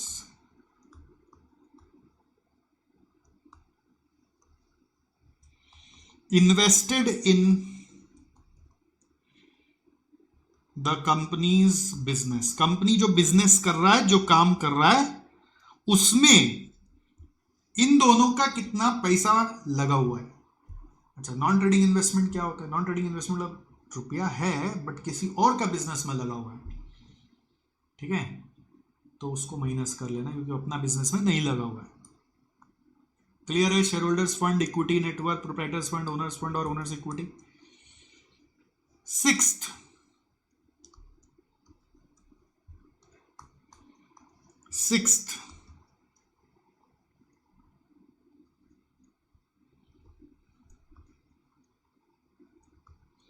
equity shareholders fund. देखो वर्ड इक्विटी जुड़ने से ये पूरा गेम चेंज हो जा रहा है। यहां पे वापस नोटिस करना, इक्विटी शेयर होल्डर्स फंड, इसका मतलब क्या हुआ, amount of just equity share holders invested in the business. यहां पर इक्विटी वर्ड बोलने से था दोनों, but equity share holder fund बोलने से था, यहां पे खाली वर्ड इक्विटी बोला था। इक्विटी मतलब खाली इक्विटी नहीं है, इक्विटी और प्रेफरेंस दोनों है, but equity share holder fund मतलब equity share capital plus reserves minus fictitious assets minus non trading investment. Okay, देखो हो सकता है आप में से कुछ बच्चों का अकाउंट्स में थोड़ा सा डर बैठा हुआ है, तो उसके कारण वो डर यहाँ कैरी फॉरवर्ड हो रहा है। आप बोलेंगे एफएम समझ में नहीं आ रहा, ऐसा कुछ भी नहीं। The moment we start entering into numericals you will start understanding, you have to wait and watch. मैं रेशियो इसलिए उठाता हूँ कि बहुत बच्चों का रेशियो 11-12 में किया हुआ भी होता है, तो उनको एक कंफर्ट जोन मिलता है इस चैप्टर में घुसने का। नहीं तो सीधा धूम धड़क्का गिली गिली गप्पा कर देंगे अगर, तो आप बोलेंगे इतना एफएम का असली रूप देख लोगे तो थोड़ा सा आपको एक बार वो लगेगा। अभी अकाउंट्स के बेस से मान लो अकाउंट्स का पुनर्जन्म हो रहा है in terms of FM. Accounts जिसका अच्छा है उसको बहुत क्लियर है, जिसका अकाउंट्स में थोड़ा सा मान लो साइंस बैकग्राउंड से, कोई आर्ट्स बैकग्राउंड से आ गया है, अकाउंट्स में थोड़ा सा डर है, तो वो डर धीरे धीरे निकल जाएगा ना। क्या हड़बड़ क्या है, पेशेंस लूज नहीं करना है। ऐसा मैं नहीं सुनना चाहता हूँ कि समझ नहीं आ रहा, समझ नहीं आ रहा। अरे समझ क्या नहीं आ रहा, इसमें कुछ समझाया ही नहीं है, खाली एक फॉर्मेट दिया और फॉर्मेट को रीराइट किया, इसमें समझने का कुछ है ही नहीं। एक बैलेंस शीट का फॉर्मेट जो बेसिक्स ऑफ अकाउंट्स पढ़ता है उसको पता ही होता है। अब आप बोलेंगे हमको यही नहीं पता था, तो अकाउंट्स कमजोर है। अकाउंट्स कमजोर है तो सीखना धीरे धीरे जाके अकाउंट्स में। तो उसी को मैंने बस रीराइट कर दिया। रीराइट करने के लिए समझने का कुछ है ही नहीं, और रीराइट करके बीच बीच में एक स्टॉपेज लेकर उसका नाम दे देंगे, यहाँ तक का ये नाम है, यहाँ तक का ये नाम है। एफएम बोलता है इस चीज को वापस से समझो। तो ये बेसिक्स है, अगेन ये सब का कैलकुलेशन आने लगेगा। और अगर आप बेसिक्स ही नहीं समझोगे, एग्जाम में क्वेश्चन में बोलेगा इक्विटी शेयर होल्डर फंड इतना रुपया है, तो इक्विटी शेयर होल्डर फंड मतलब क्या होता है भाई, इक्विटी मतलब इतना रुपया। इक्विटी मतलब क्या होता है, इक्विटी और इक्विटी शेयर होल्डर फंड अलग चीज है, ध्यान देना है, ठीक है। नोट करो, देखो equity is equal to equity share holder fund plus preference share capital, ठीक है। इक्विटी अलग चीज है, इक्विटी शेयर होल्डर फंड अलग चीज है, ये सब नोटिस करना सीखना पड़ेगा, ठीक है। 7th,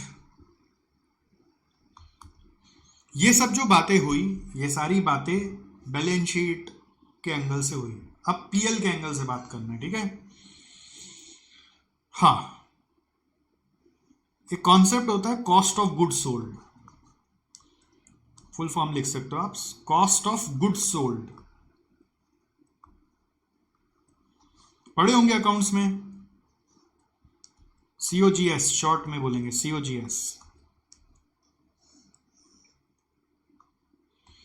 अब इसको सीखने के लिए मैं फिर अकाउंट्स का थोड़ा सा हेल्प ले रहा हूं, ठीक है।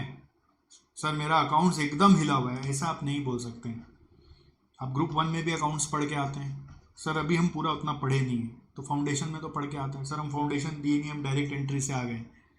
तो डायरेक्ट एंट्री में तो बेसिक क्राइटेरिया होता है कि आपको ग्रेजुएट होना पड़ता है। सर ग्रेजुएट हैं लेकिन हम दूसरे स्ट्रीम के ग्रेजुएट हैं, तो भाई आप कॉमर्स पढ़ने आ रहे हो तो अकाउंट्स का बेसिक्स तो आपको करना पड़ेगा। यूट्यूब जिंदाबाद, यूट्यूब में हर चीज़ का ज्ञान है, बेसिक्स ऑफ अकाउंट्स सर्च मारो, ठीक है। क्या क्या बेसिक्स ऑफ अकाउंट जानना चाहिए, फाइनल अकाउंट्स थोड़ा जानना चाहिए, ठीक है। जर्नल गोल्डन रूल्स जो है अकाउंट्स का, वो तो ऑब्वियस बात है, गोल्डन रूल्स पता होना चाहिए। Final accounts, trial balance, cash book, day book, तो ये सब थोड़ा बहुत पता होना चाहिए, ठीक है। It is very much required.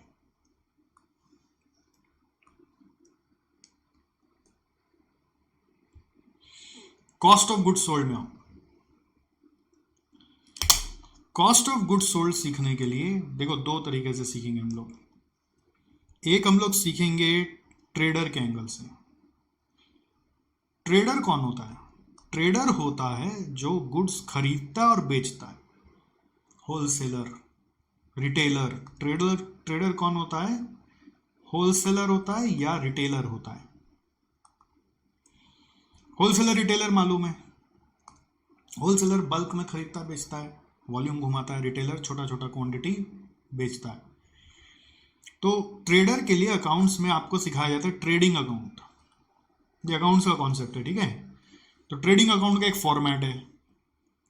By लिखते हैं अपन सेल्स, बाई लिखते हैं क्लोजिंग फिनिश गुड्स, टू लिखते हैं अपने opening stock, opening finish goods, to लिखते हैं परचेजेस। फिर ट्रेडर को गुड्स खरीदने के लिए कोई डायरेक्ट एक्सपेंस खर्चा करना पड़ गया तो वो गुड्स खरीदते समय कुछ खर्चा करना पड़ गया तो वो, और इन सब से उसका आता है ग्रॉस प्रॉफिट, जो बैलेंसिंग फिगर कहलाता है। What is gross profit? Gross profit is that profit which we earn from our main business by way of purchase sale. जो मेन बिजनेस है ट्रेडर का वो होता है परचेज सेल, परचेज करो सेल करो, परचेज करो सेल करो। तो उससे जो प्रॉफिट जनरेट हो रही है उसको अपन बोलते हैं ग्रॉस प्रॉफिट। उसको हम लोग क्या बोलते हैं? Gross profit. समझ में आया आपको? ग्रॉस प्रॉफिट किसे कहते हैं? ग्रॉस प्रॉफिट हम कहते हैं उस प्रॉफिट को जो हमारा मेन बिजनेस एक्टिविटी से आ रहा है, ठीक है। जैसे मैं आपको पढ़ा रहा हूं तो आपसे एक फीस लिया हूं, उस फीस के पीछे मेरा कोई कॉस्ट है, उसको माइनस करके जो इमीडिएटली निकाला जा सकता है बाय वे ऑफ पर कस्टमर, उसको ग्रॉस प्रॉफिट बोलते हैं। तो इसमें वही आप सोचो, दो चीज को एक साथ कर लेते हैं, ये सेल्स और जीपी ऐसे लिंक कर लो, और इस तरफ बाकी चीजों को लिंक कर लो, इसको ऐसे लिंक कर लो। बोला था ना कलर्ड पेन रखो, ठीक है। 3 पेन तो लगता ही है, चौथा पेन जो बोलते हैं वो कब लगता है?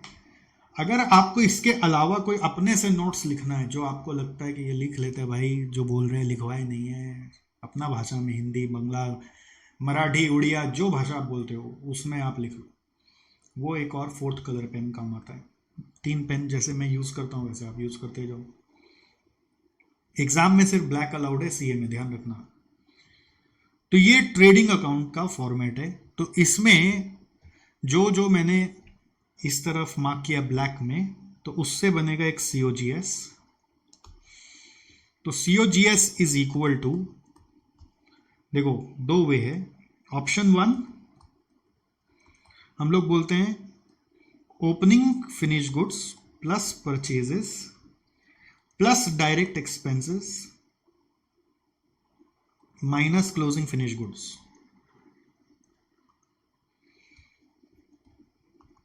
लिखा? देखो कैसे हुआ, जो उस तरफ का चीज है वो माइनस में आ जाएगा।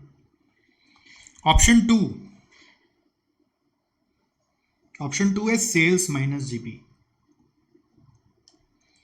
दोनों से एक ही आंसर आता है, ठीक है। ये सब न्यूमेरिकल्स में आएगा धीरे धीरे। हाँ, मैं अभी न्यूमेरिकल जानबूझ के नहीं उठा रहा हूँ, क्योंकि मेरे को लगता है कि ये सब छोटा छोटा चीज़ पे अभी न्यूमेरिकल नहीं करके बेटर है कि मैं फॉर्मेट समझा दूँ, फिर न्यूमेरिकल चालू होगा, थोड़ा थोड़ा बीच बीच में चालू होगा, कंसेप्ट टेस्ट होगा आपका। मतलब टेस्ट मतलब कंसेप्ट चेक करता रहूँगा न्यूमेरिकल दे देकर कि आपने कितना समझा। अभी पता तो करना कैसे है, फिर न्यूमेरिकल की बात आएगी। Cost of goods sold, alright, ये ट्रेडर का हो गया। तो ये ध्यान रहेगा ट्रेडर के लिए कैसे निकालते हैं, इसको ऐसे बॉक्स में डाल दिया। अब दूसरा होता है मैन्युफैक्चरर।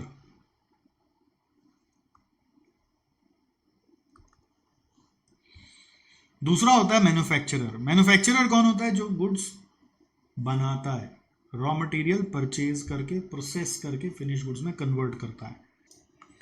मैन्युफैक्चरर के लिए कैसे सोचना है?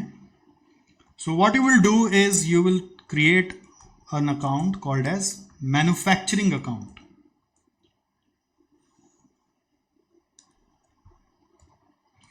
एक ट्रेडिंग अकाउंट सीखा, ये भी अकाउंट्स का एक कॉन्सेप्ट है। मैन्युफैक्चरिंग अकाउंट वहां बनाना सिखाया जाता है। तो उसका फॉर्मेट सीख लो आप, क्या क्या उसमें आता है। 2 रॉ मटेरियल कंज्यूम्ड, मेरे साथ साथ लिखते रहो। इसमें आएगा opening stock of raw material, add purchases, less closing raw material, ये आ गया रॉ मटेरियल कंज्यूम्ड। अब इसमें परचेज रिटर्न्स भी एडजस्ट हो सकता है, वो मैंने नहीं लिखा है, सिंपल रखने का कोशिश किया है। To direct wages, direct wages साथ साथ लिखो, आप साथ साथ लिखो। To direct expenses, to factory overheads, फिर आता है टू ओपनिंग WIP, और बाई में लिखो by closing WIP, closing WIP का बैलेंस। देखना ये सब चीज ट्रेडर के घर में नहीं होता, मैन्युफैक्चरर रॉ मटेरियल खरीद के प्रोसेस करके बनाता है तो उसके घर में ये सब खर्चा आता है। ये सब कॉस्टिंग में भी बेसिक्स में आप सीखे हुए होते हो, अगर कॉस्टिंग की बेसिक क्लास की है तो। ठीक है, हमारे यूट्यूब में सब चीज का बेसिक क्लास दिया हुआ है, हमारे यूट्यूब चैनल पे बेसिक्स ऑफ कॉस्टिंग जरूर कर लेना। बाय क्लोजिंग WIP, तो इससे जो बैलेंसिंग फिगर आएगा उसको अपने बुलाते हैं फैक्ट्री कॉस्ट, या फिर उसको बुलाते हैं वर्क्स कॉस्ट, या फिर इसको बुलाते हैं कॉस्ट ऑफ प्रोडक्शन। CD मतलब इसको बैलेंसिंग फिगर कर रहे हैं। यहां से अकाउंट आपका बैलेंस हो जाएगा। To cost of production BD, जो CD था उसको BD करो। फिर to opening finish goods, opening finish goods stock, by closing finish goods, by closing finish goods. थोड़ा सा शॉर्ट फॉर्म में आप नोट्स लिख सकते हो, ठीक है, टाइम बचाना है अपने को ना, स्पीड बढ़ाना है अपना, बहुत चीजें पढ़ने को, एग्जाम में शॉर्ट फॉर्म नहीं लिखेंगे। बैलेंसिंग फिगर आ रहा है बाई COGS, तो ऐसे आता है COGS यहां पे। फिर इस COGS को BD करेंगे, ब्रॉट डाउन, यही COGS ब्रॉट डाउन होगा।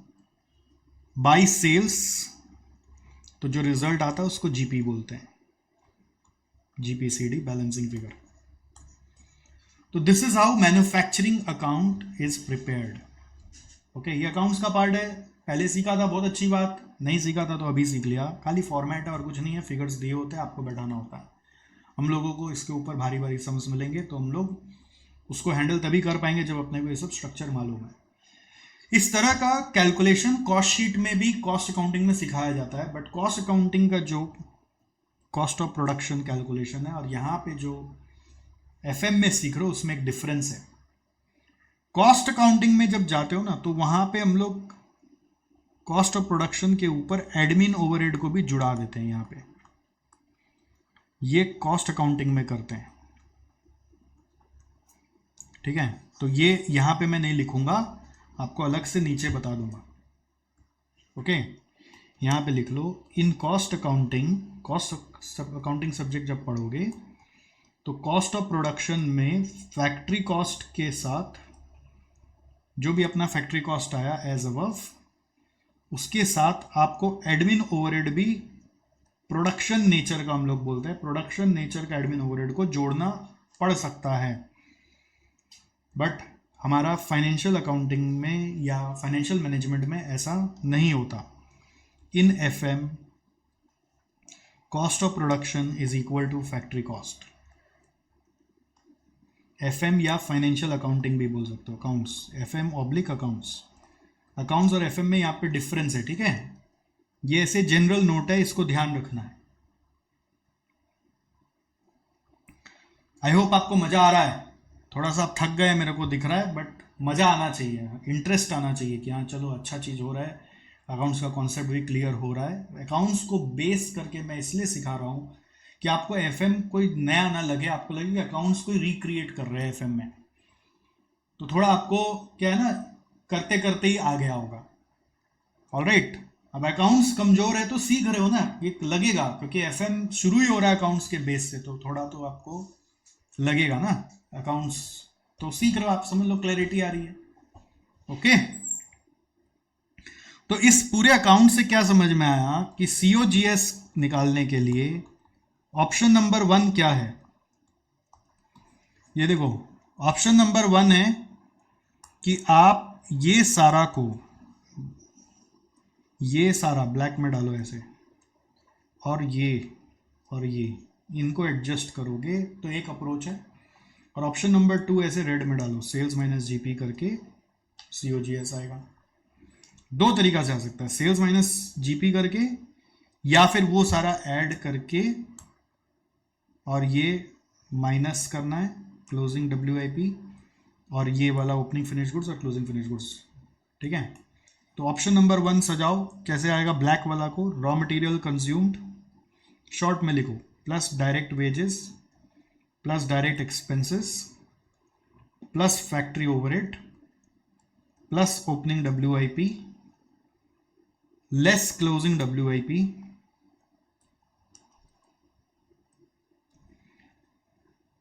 ठीक है। देखो वही किया ना बस। फिर क्या करना है? ऐड करना है ओपनिंग फिनिश गुड्स और लेस करना है क्लोजिंग फिनिश गुड्स। अब ऐसे अगर मैं पूरा लिख देता तो इतना याद रखने का जंजाल हो जाता, आपको लगता है कैसे याद रहेगा, बट यहाँ बना के देख लिया ना तो आपको ये याद रखने का लोड लेना ही नहीं। हम लोगों का सम्स ऐसे ही हो जाएगा, हम लोगों को मैन्युफैक्चरिंग अकाउंट नहीं बनाना पड़ता है, बट कॉन्सेप्ट पता होना चाहिए। ऑप्शन 2 क्या है जो कि कॉमन है रिटेलर जैसा, which is sales minus GP। तो सेल्स माइनस GP प्रेफर्ड है हमारा अप्रोच, अगर मिल जाए तो, नहीं मिले तो फिर दोनों अप्रोच आपको ध्यान रखना पड़ेगा। ठीक है, तो COGS का पढ़ाई समझ में आया आपको, रिटेलर के एंगल से और मैन्युफैक्चरर के एंगल से। तो क्वेश्चन में अपने को खोजना पड़ता है, जो अपने रेशियो एनालिसिस कर रहे हो वो रिटेलर है कि मैन्युफैक्चरर हो, समझ में आ जाता है डेटा देख कर भी। अगर ट्रेडिंग अकाउंट दिया हुआ है तो ट्रेडर का कर रहे हैं, ट्रेडर मतलब होलसेलर या रिटेलर, और मैन्युफैक्चरिंग अकाउंट लेके कर रहे हैं, फैक्ट्री कॉस्ट वगैरह टर्म्स यूज हुआ है, फैक्ट्री ओवरहेड टर्म्स यूज हुआ है, तो आप समझ जाना हम लोग किसका काम कर रहे हैं, हम लोग फिर मैन्युफैक्चरर का काम कर रहे हैं। ओके, ये COGS समझ में आ गया। अब बस लास्ट एक और कॉन्सेप्ट आपको देना आज, वो है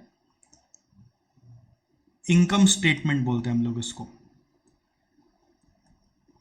इनकम स्टेटमेंट बेसिकली ये PL अकाउंट है, बट डिफरेंट तरीके से लिखा जाता है। FM का इनकम स्टेटमेंट अलग होता है। It's like your PL account, but it has several intermediate terms जो बीच बीच में निकाल के हम लोग बताते हैं। T फॉर्म में जस्ट PL जो बनाते हैं उसको मॉडिफाई कर दिया गया है। ठीक है, तो ये FM का इनकम स्टेटमेंट, कभी भी FM में PL निकालने बोलता है, प्रॉफिट निकालने बोलता है, तो वी फॉलो दिस अप्रोच, ये वाला फॉर्मेट बनाया जाता है। ओके, तो इन डिस्गाइज मैं आपको FM में ना ला रहा हूं, अभी तक लाया नहीं हूं, अभी तो अकाउंट्स का कंसेप्ट को सामने रखा हूं, कुछ चीजों का नाम बदला हूं, कुछ चीजों का प्रेजेंटेशन बदला हूं। अगला दिन जब आप स्टार्ट करोगे मेरे साथ, तब आप देखोगे कि इन सबको इस्तेमाल करके कैसे रेशियो एनालिसिस हम लोग करते हैं। ठीक है, आई होप आप कंफर्टेबल हैं। देखिए, इनिशियल क्लासेस में ना बहुत हिकअप्स होता है, टीथिंग प्रॉब्लम्स होता है।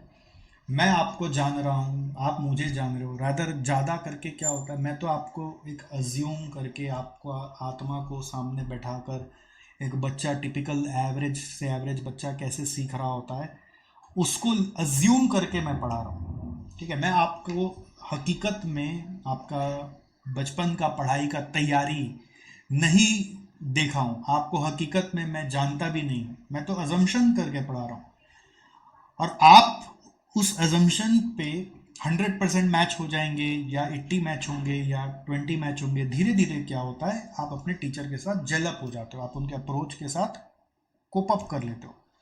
ठीक है, वो कोप अप करने का समय लगता है, इसी को बोलते हैं टीथिंग प्रॉब्लम। हर रिश्ता जब बनता है ना, तो शुरुआती समय में जब आप कहीं स्कूल में भी जाते हो डर लगता है, कॉलेज में जाते हो डर लगता है, पहले कोचिंग क्लास में जाके देखो तो थोड़ा सा घबराहट होता है, सबसे यूज टू होना पड़ता है, कोई रिश्तेदार के यहाँ जाते हो तो यूज टू होना पड़ता है, मैरिज फंक्शन में जाते हो यूज टू होना पड़ता है, जॉब करोगे यूज टू होना पड़ेगा।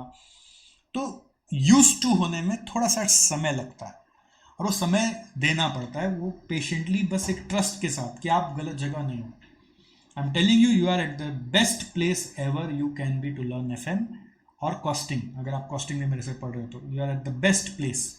मतलब पूरा दिल से यहाँ पे आपका केयर और दिल से आपके बारे में सोच सोच के आपको पढ़ाया जा रहा है, एंटरटेन भी किया जा रहा है, कॉन्सेप्ट भी खड़ा किया जा रहा है। कुछ चीज़ें आपको मालूम हो सकती है तो थोड़ा सा आपको लगेगा वही चीज़ आ रहा है, बट आपको ध्यान देना है क्योंकि कुछ कुछ चीज़ें एड ऑन की तरह आ जाती है जो आपको पहले नहीं ध्यान होता है, या फिर ध्यान पता था बट मेमोरी में रेडीली नहीं अवेलेबल रहता है। तो हर चीज़ का कोई ना कोई लॉजिक है, कारण है, कोई उसको अटेंशन देने लगोगे आपको मजा आने लगेगा, आपको इंटरेस्ट लेना है। ये नहीं कि मेरे को नहीं पढ़ना, मेरे को नहीं पढ़ना, वो डिसइंटरेस्टेड वे से पढ़ोगे तो टाइम और मनी दोनों लॉस्ट हो रहा है। You have to be very very interested while studying कि वाह what a concept, what a way of seeing the things. क्या मैं ऐसा आदमी बनने जा रहा हूँ जिसको ये करना आएगा?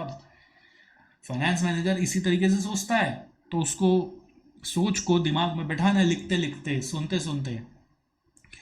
सेल्स लेस वेरिएबल कॉस्ट करके आएगा कंट्रीब्यूशन। देखो ये टर्म को ध्यान रखना, सेल्स में से खाली वेरिएबल कॉस्ट को माइनस करना है। आई होप आपको पता होगा, टोटल कॉस्ट में एक फिक्स कॉस्ट होता है, एक वेरिएबल कॉस्ट होता है। तो वेरिएबल कॉस्ट को माइनस करेंगे खाली तो रिजल्ट आता है कंट्रीब्यूशन। एक नाम दिया हुआ है, ये एक प्रॉफिट नहीं है, ये कंट्रीब्यूशन है। वेरिएबल कॉस्ट और सेल्स का डिफरेंस को कंट्रीब्यूशन बोलते हैं। इसमें से लेस करोगे फिक्स कॉस्ट तो रिजल्ट जो आएगा उसको हम लोग बुलाते हैं earnings before interest and tax. क्या बुलाते हैं? Earnings before interest and tax. इसको क्या बोलेंगे? EBIT, earnings before interest and tax, EBIT.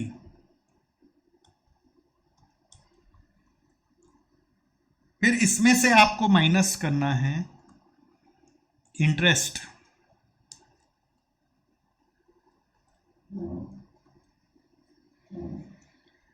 इसमें से पहले इंटरेस्ट माइनस होगा, ध्यान रखना, बिफोर इंटरेस्ट एंड टैक्स है तो पहले इंटरेस्ट माइनस होगा, तो उसको हम लोग बुलाते हैं अर्निंग्स बिफोर टैक्स। इंटरेस्ट हट गया तो अब बचा अर्निंग्स बिफोर टैक्स, इसको बुलाते हैं ईबीटी। ईबीटी। फिर माइनस करते हैं लेस टैक्स। टैक्स का नॉर्मली क्या होता है ना, at the rate certain percentage वो दिया हुआ होता है, वो ईबीटी के ऊपर लागू होता है। अगर टैक्स 30% 40% दिया हुआ तो वो ईबीटी पे एप्लीकेबल होता है। टैक्स माइनस करके आ रहा है अर्निंग्स आफ्टर टैक्स। सर ये कौन सा टैक्स है? जीएसटी है कि इनकम टैक्स है? इनकम टैक्स, ठीक है, इनकम टैक्स। जीएसटी का यहाँ कोई रोल नहीं है। जीएसटी जो होता है वो सेल्स से हटाकर नेट ऑफ जीएसटी यहाँ पे डाल देते हैं हम लोग। जीएसटी हम लोग के पढ़ाई में आता भी नहीं इसीलिए, ठीक है। एफएम में जीएसटी का कोई रोल नहीं आता। Earnings after tax, EAT, okay. अब सर इंटरेस्ट पहले क्यों, टैक्स बाद में क्यों? पहले टैक्स फिर इंटरेस्ट क्यों नहीं? ये गवर्नमेंट का रूल है। गवर्नमेंट ने जो टैक्स का लॉ बनाया है, वो टैक्स के सर आपको पढ़ाएंगे। उन्होंने बोला है कि इंटरेस्ट माइनस करके जो इनकम आता है उस पर टैक्स दो। गवर्नमेंट ने ऐसा लॉ बनाया है, उनको लगता है कि ऐसा लेने से लोग इंटरेस्ट पे पैसा लेना पसंद करते हैं, तो किसी का जो मनी लेंडर होता है उसका भी घर चलता है ना। फिर लेस करना है प्रेफरेंस डिविडेंड। प्रेफरेंस डिविडेंड मतलब जो प्रेफरेंस शेयर होल्डर को आप एक्स्ट्रा रुपया दे रहे हो, साल का डिविडेंड इनकम दे रहे हो, तो वो माइनस होगा पहले। इसको बुलाते हैं माइनस करने के बाद earnings available for equity share holders. Earnings available for equity share holders. Equity share holders को कुछ भी रुपया देने के पहले प्रेफरेंस शेयर होल्डर को देना पड़ेगा। प्रेफरेंस शेयर होल्डर को कितना देना पड़ता है सर? वो डिपेंड करता है कि आप उनसे कैसा समझौता किए। और इंटरेस्ट किसको दे रहे हैं? वो लॉन्ग टर्म लोन्स, डेट वालों को दे रहे हैं। लॉन्ग टर्म लोन्स, इंटरेस्ट जो है ना वो लॉन्ग टर्म लोन्स पे देते हैं, एलटीएल, लॉन्ग टर्म लोन्स। इंटरेस्ट किसको दे रहे हैं? लॉन्ग टर्म लोन वालों को इंटरेस्ट देते हैं, प्रेफरेंस शेयर वालों को डिविडेंड देते हैं। फिर जो बच जाता है वो सब इक्विटी शेयर होल्डर का इनकम कहलाता है। आपने पैसे कहाँ से लिए थे? इक्विटी शेयर होल्डर से लिए थे। अच्छा, रिजर्व से भी लिए थे तो रिजर्व वाला रुपये इक्विटी शेयर होल्डर का ही है, तो रिजर्व को अलग से मत काउंट करो। एक बार इक्विटी शेयर होल्डर से पैसे लिए थे, प्रेफरेंस शेयर होल्डर से लिए थे और लॉन्ग टर्म लोन से लिए थे, तो लॉन्ग टर्म लोन वाले को इंटरेस्ट दे दिया, प्रेफरेंस शेयर होल्डर को डिविडेंड दे दिया, और रूल क्या है, इंटरेस्ट सबसे पहले देना है, फिर प्रेफरेंस डिविडेंड देना है। ये सब रूल रेगुलेशन से बने हुए हैं, कानून प्रथा चलती आ रही है। और लास्ट में जो बचा है वो इक्विटी शेयर होल्डर को मिलेगा, ठीक है। अब इसमें से आप जो रुपया चाहो वो रिजर्व्स में ट्रांसफर कर सकते हो, कि इक्विटी शेयर होल्डर को बोला देखो हम लोग को तो भविष्य भी बचा के चलना है, तो रिजर्व्स में ट्रांसफर कर दिया, ठीक है। उसको हम लोग रिटेन्ड अर्निंग्स भी बोलते हैं। क्या बोलते हैं? Retained earnings. अर्निंग्स जो रिटेन कर लेंगे उसका नाम है रिजर्व्स। रिजर्व्स अकाउंटिंग टर्मिनोलॉजी है, यहाँ पे एफएम में ज्यादा रिटेन्ड अर्निंग्स टर्म चलता है, बट रिजर्व्स भी कभी कभी यूज हो सकता है। तो ये माइनस करके जो आया, वो रुपया हम लोग इक्विटी शेयर होल्डर को चाहे तो डिविडेंड की तरह दे सकते हैं। डिविडेंड, इक्विटी डिविडेंड बोल सकते हो आप, इक्विटी डिविडेंड, ठीक है। इक्विटी शेयर होल्डर का डिविडेंड, इक्विटी मतलब यहाँ पे equity share holder, equity share dividend, okay.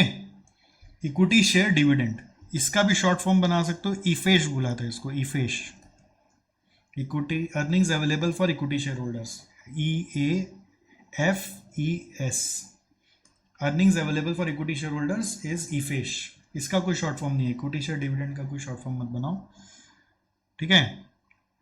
समझ में आपको कैसे बन रहा है पीएल? यहाँ पे ऐसा पीएल काम आता है, आपका जो ट्रेडिंग पीएल है वो काम नहीं आता, यहाँ पे ये इनकम स्टेटमेंट काम आएगा। ये सब टर्मिनोलॉजीज जो है, ये सब नाम ध्यान रखना है कि EBIT कैसे आ रहा है, वो सब मैं सम्स कराते कराते सब सेट कर दूंगा, बट पहली दफा तो देखना पड़ेगा ना। EBT ये है, EAT ये है, पूरा एफएम में काम आता है ये सब basic concepts. Earning available for equity share holders है, इक्विटी शेयर डिविडेंड है। सर हम लोग है ना आपका बेसिक क्लास कर लिए थे, उसमें ये सब हो गया था, फिर से आप करा रहे हो? फिर से करा रहा हूँ, फिर से जानबूझ के करा रहा हूँ। अगर आप बेसिक में पढ़े हैं तो पढ़े हैं, ठीक है, दिमाग में दोबारा घुसाने के लिए पढ़ा रहा हूँ, क्योंकि कुछ ना कुछ मैं ऐड कर रहा हूँ उसके साथ। Earning available for equity share holders को हम लोग जब नंबर ऑफ शेयर्स से डिवाइड करते हैं ना, तो एक कॉन्सेप्ट आता है अर्निंग्स पर शेयर। अर्निंग्स पर शेयर, इसको क्या बुलाते हैं? EPS। ये कैसे आता है? इफेश divided by number of equity shares जो आपका कंपनी से इशूड है, number of equity shares issued,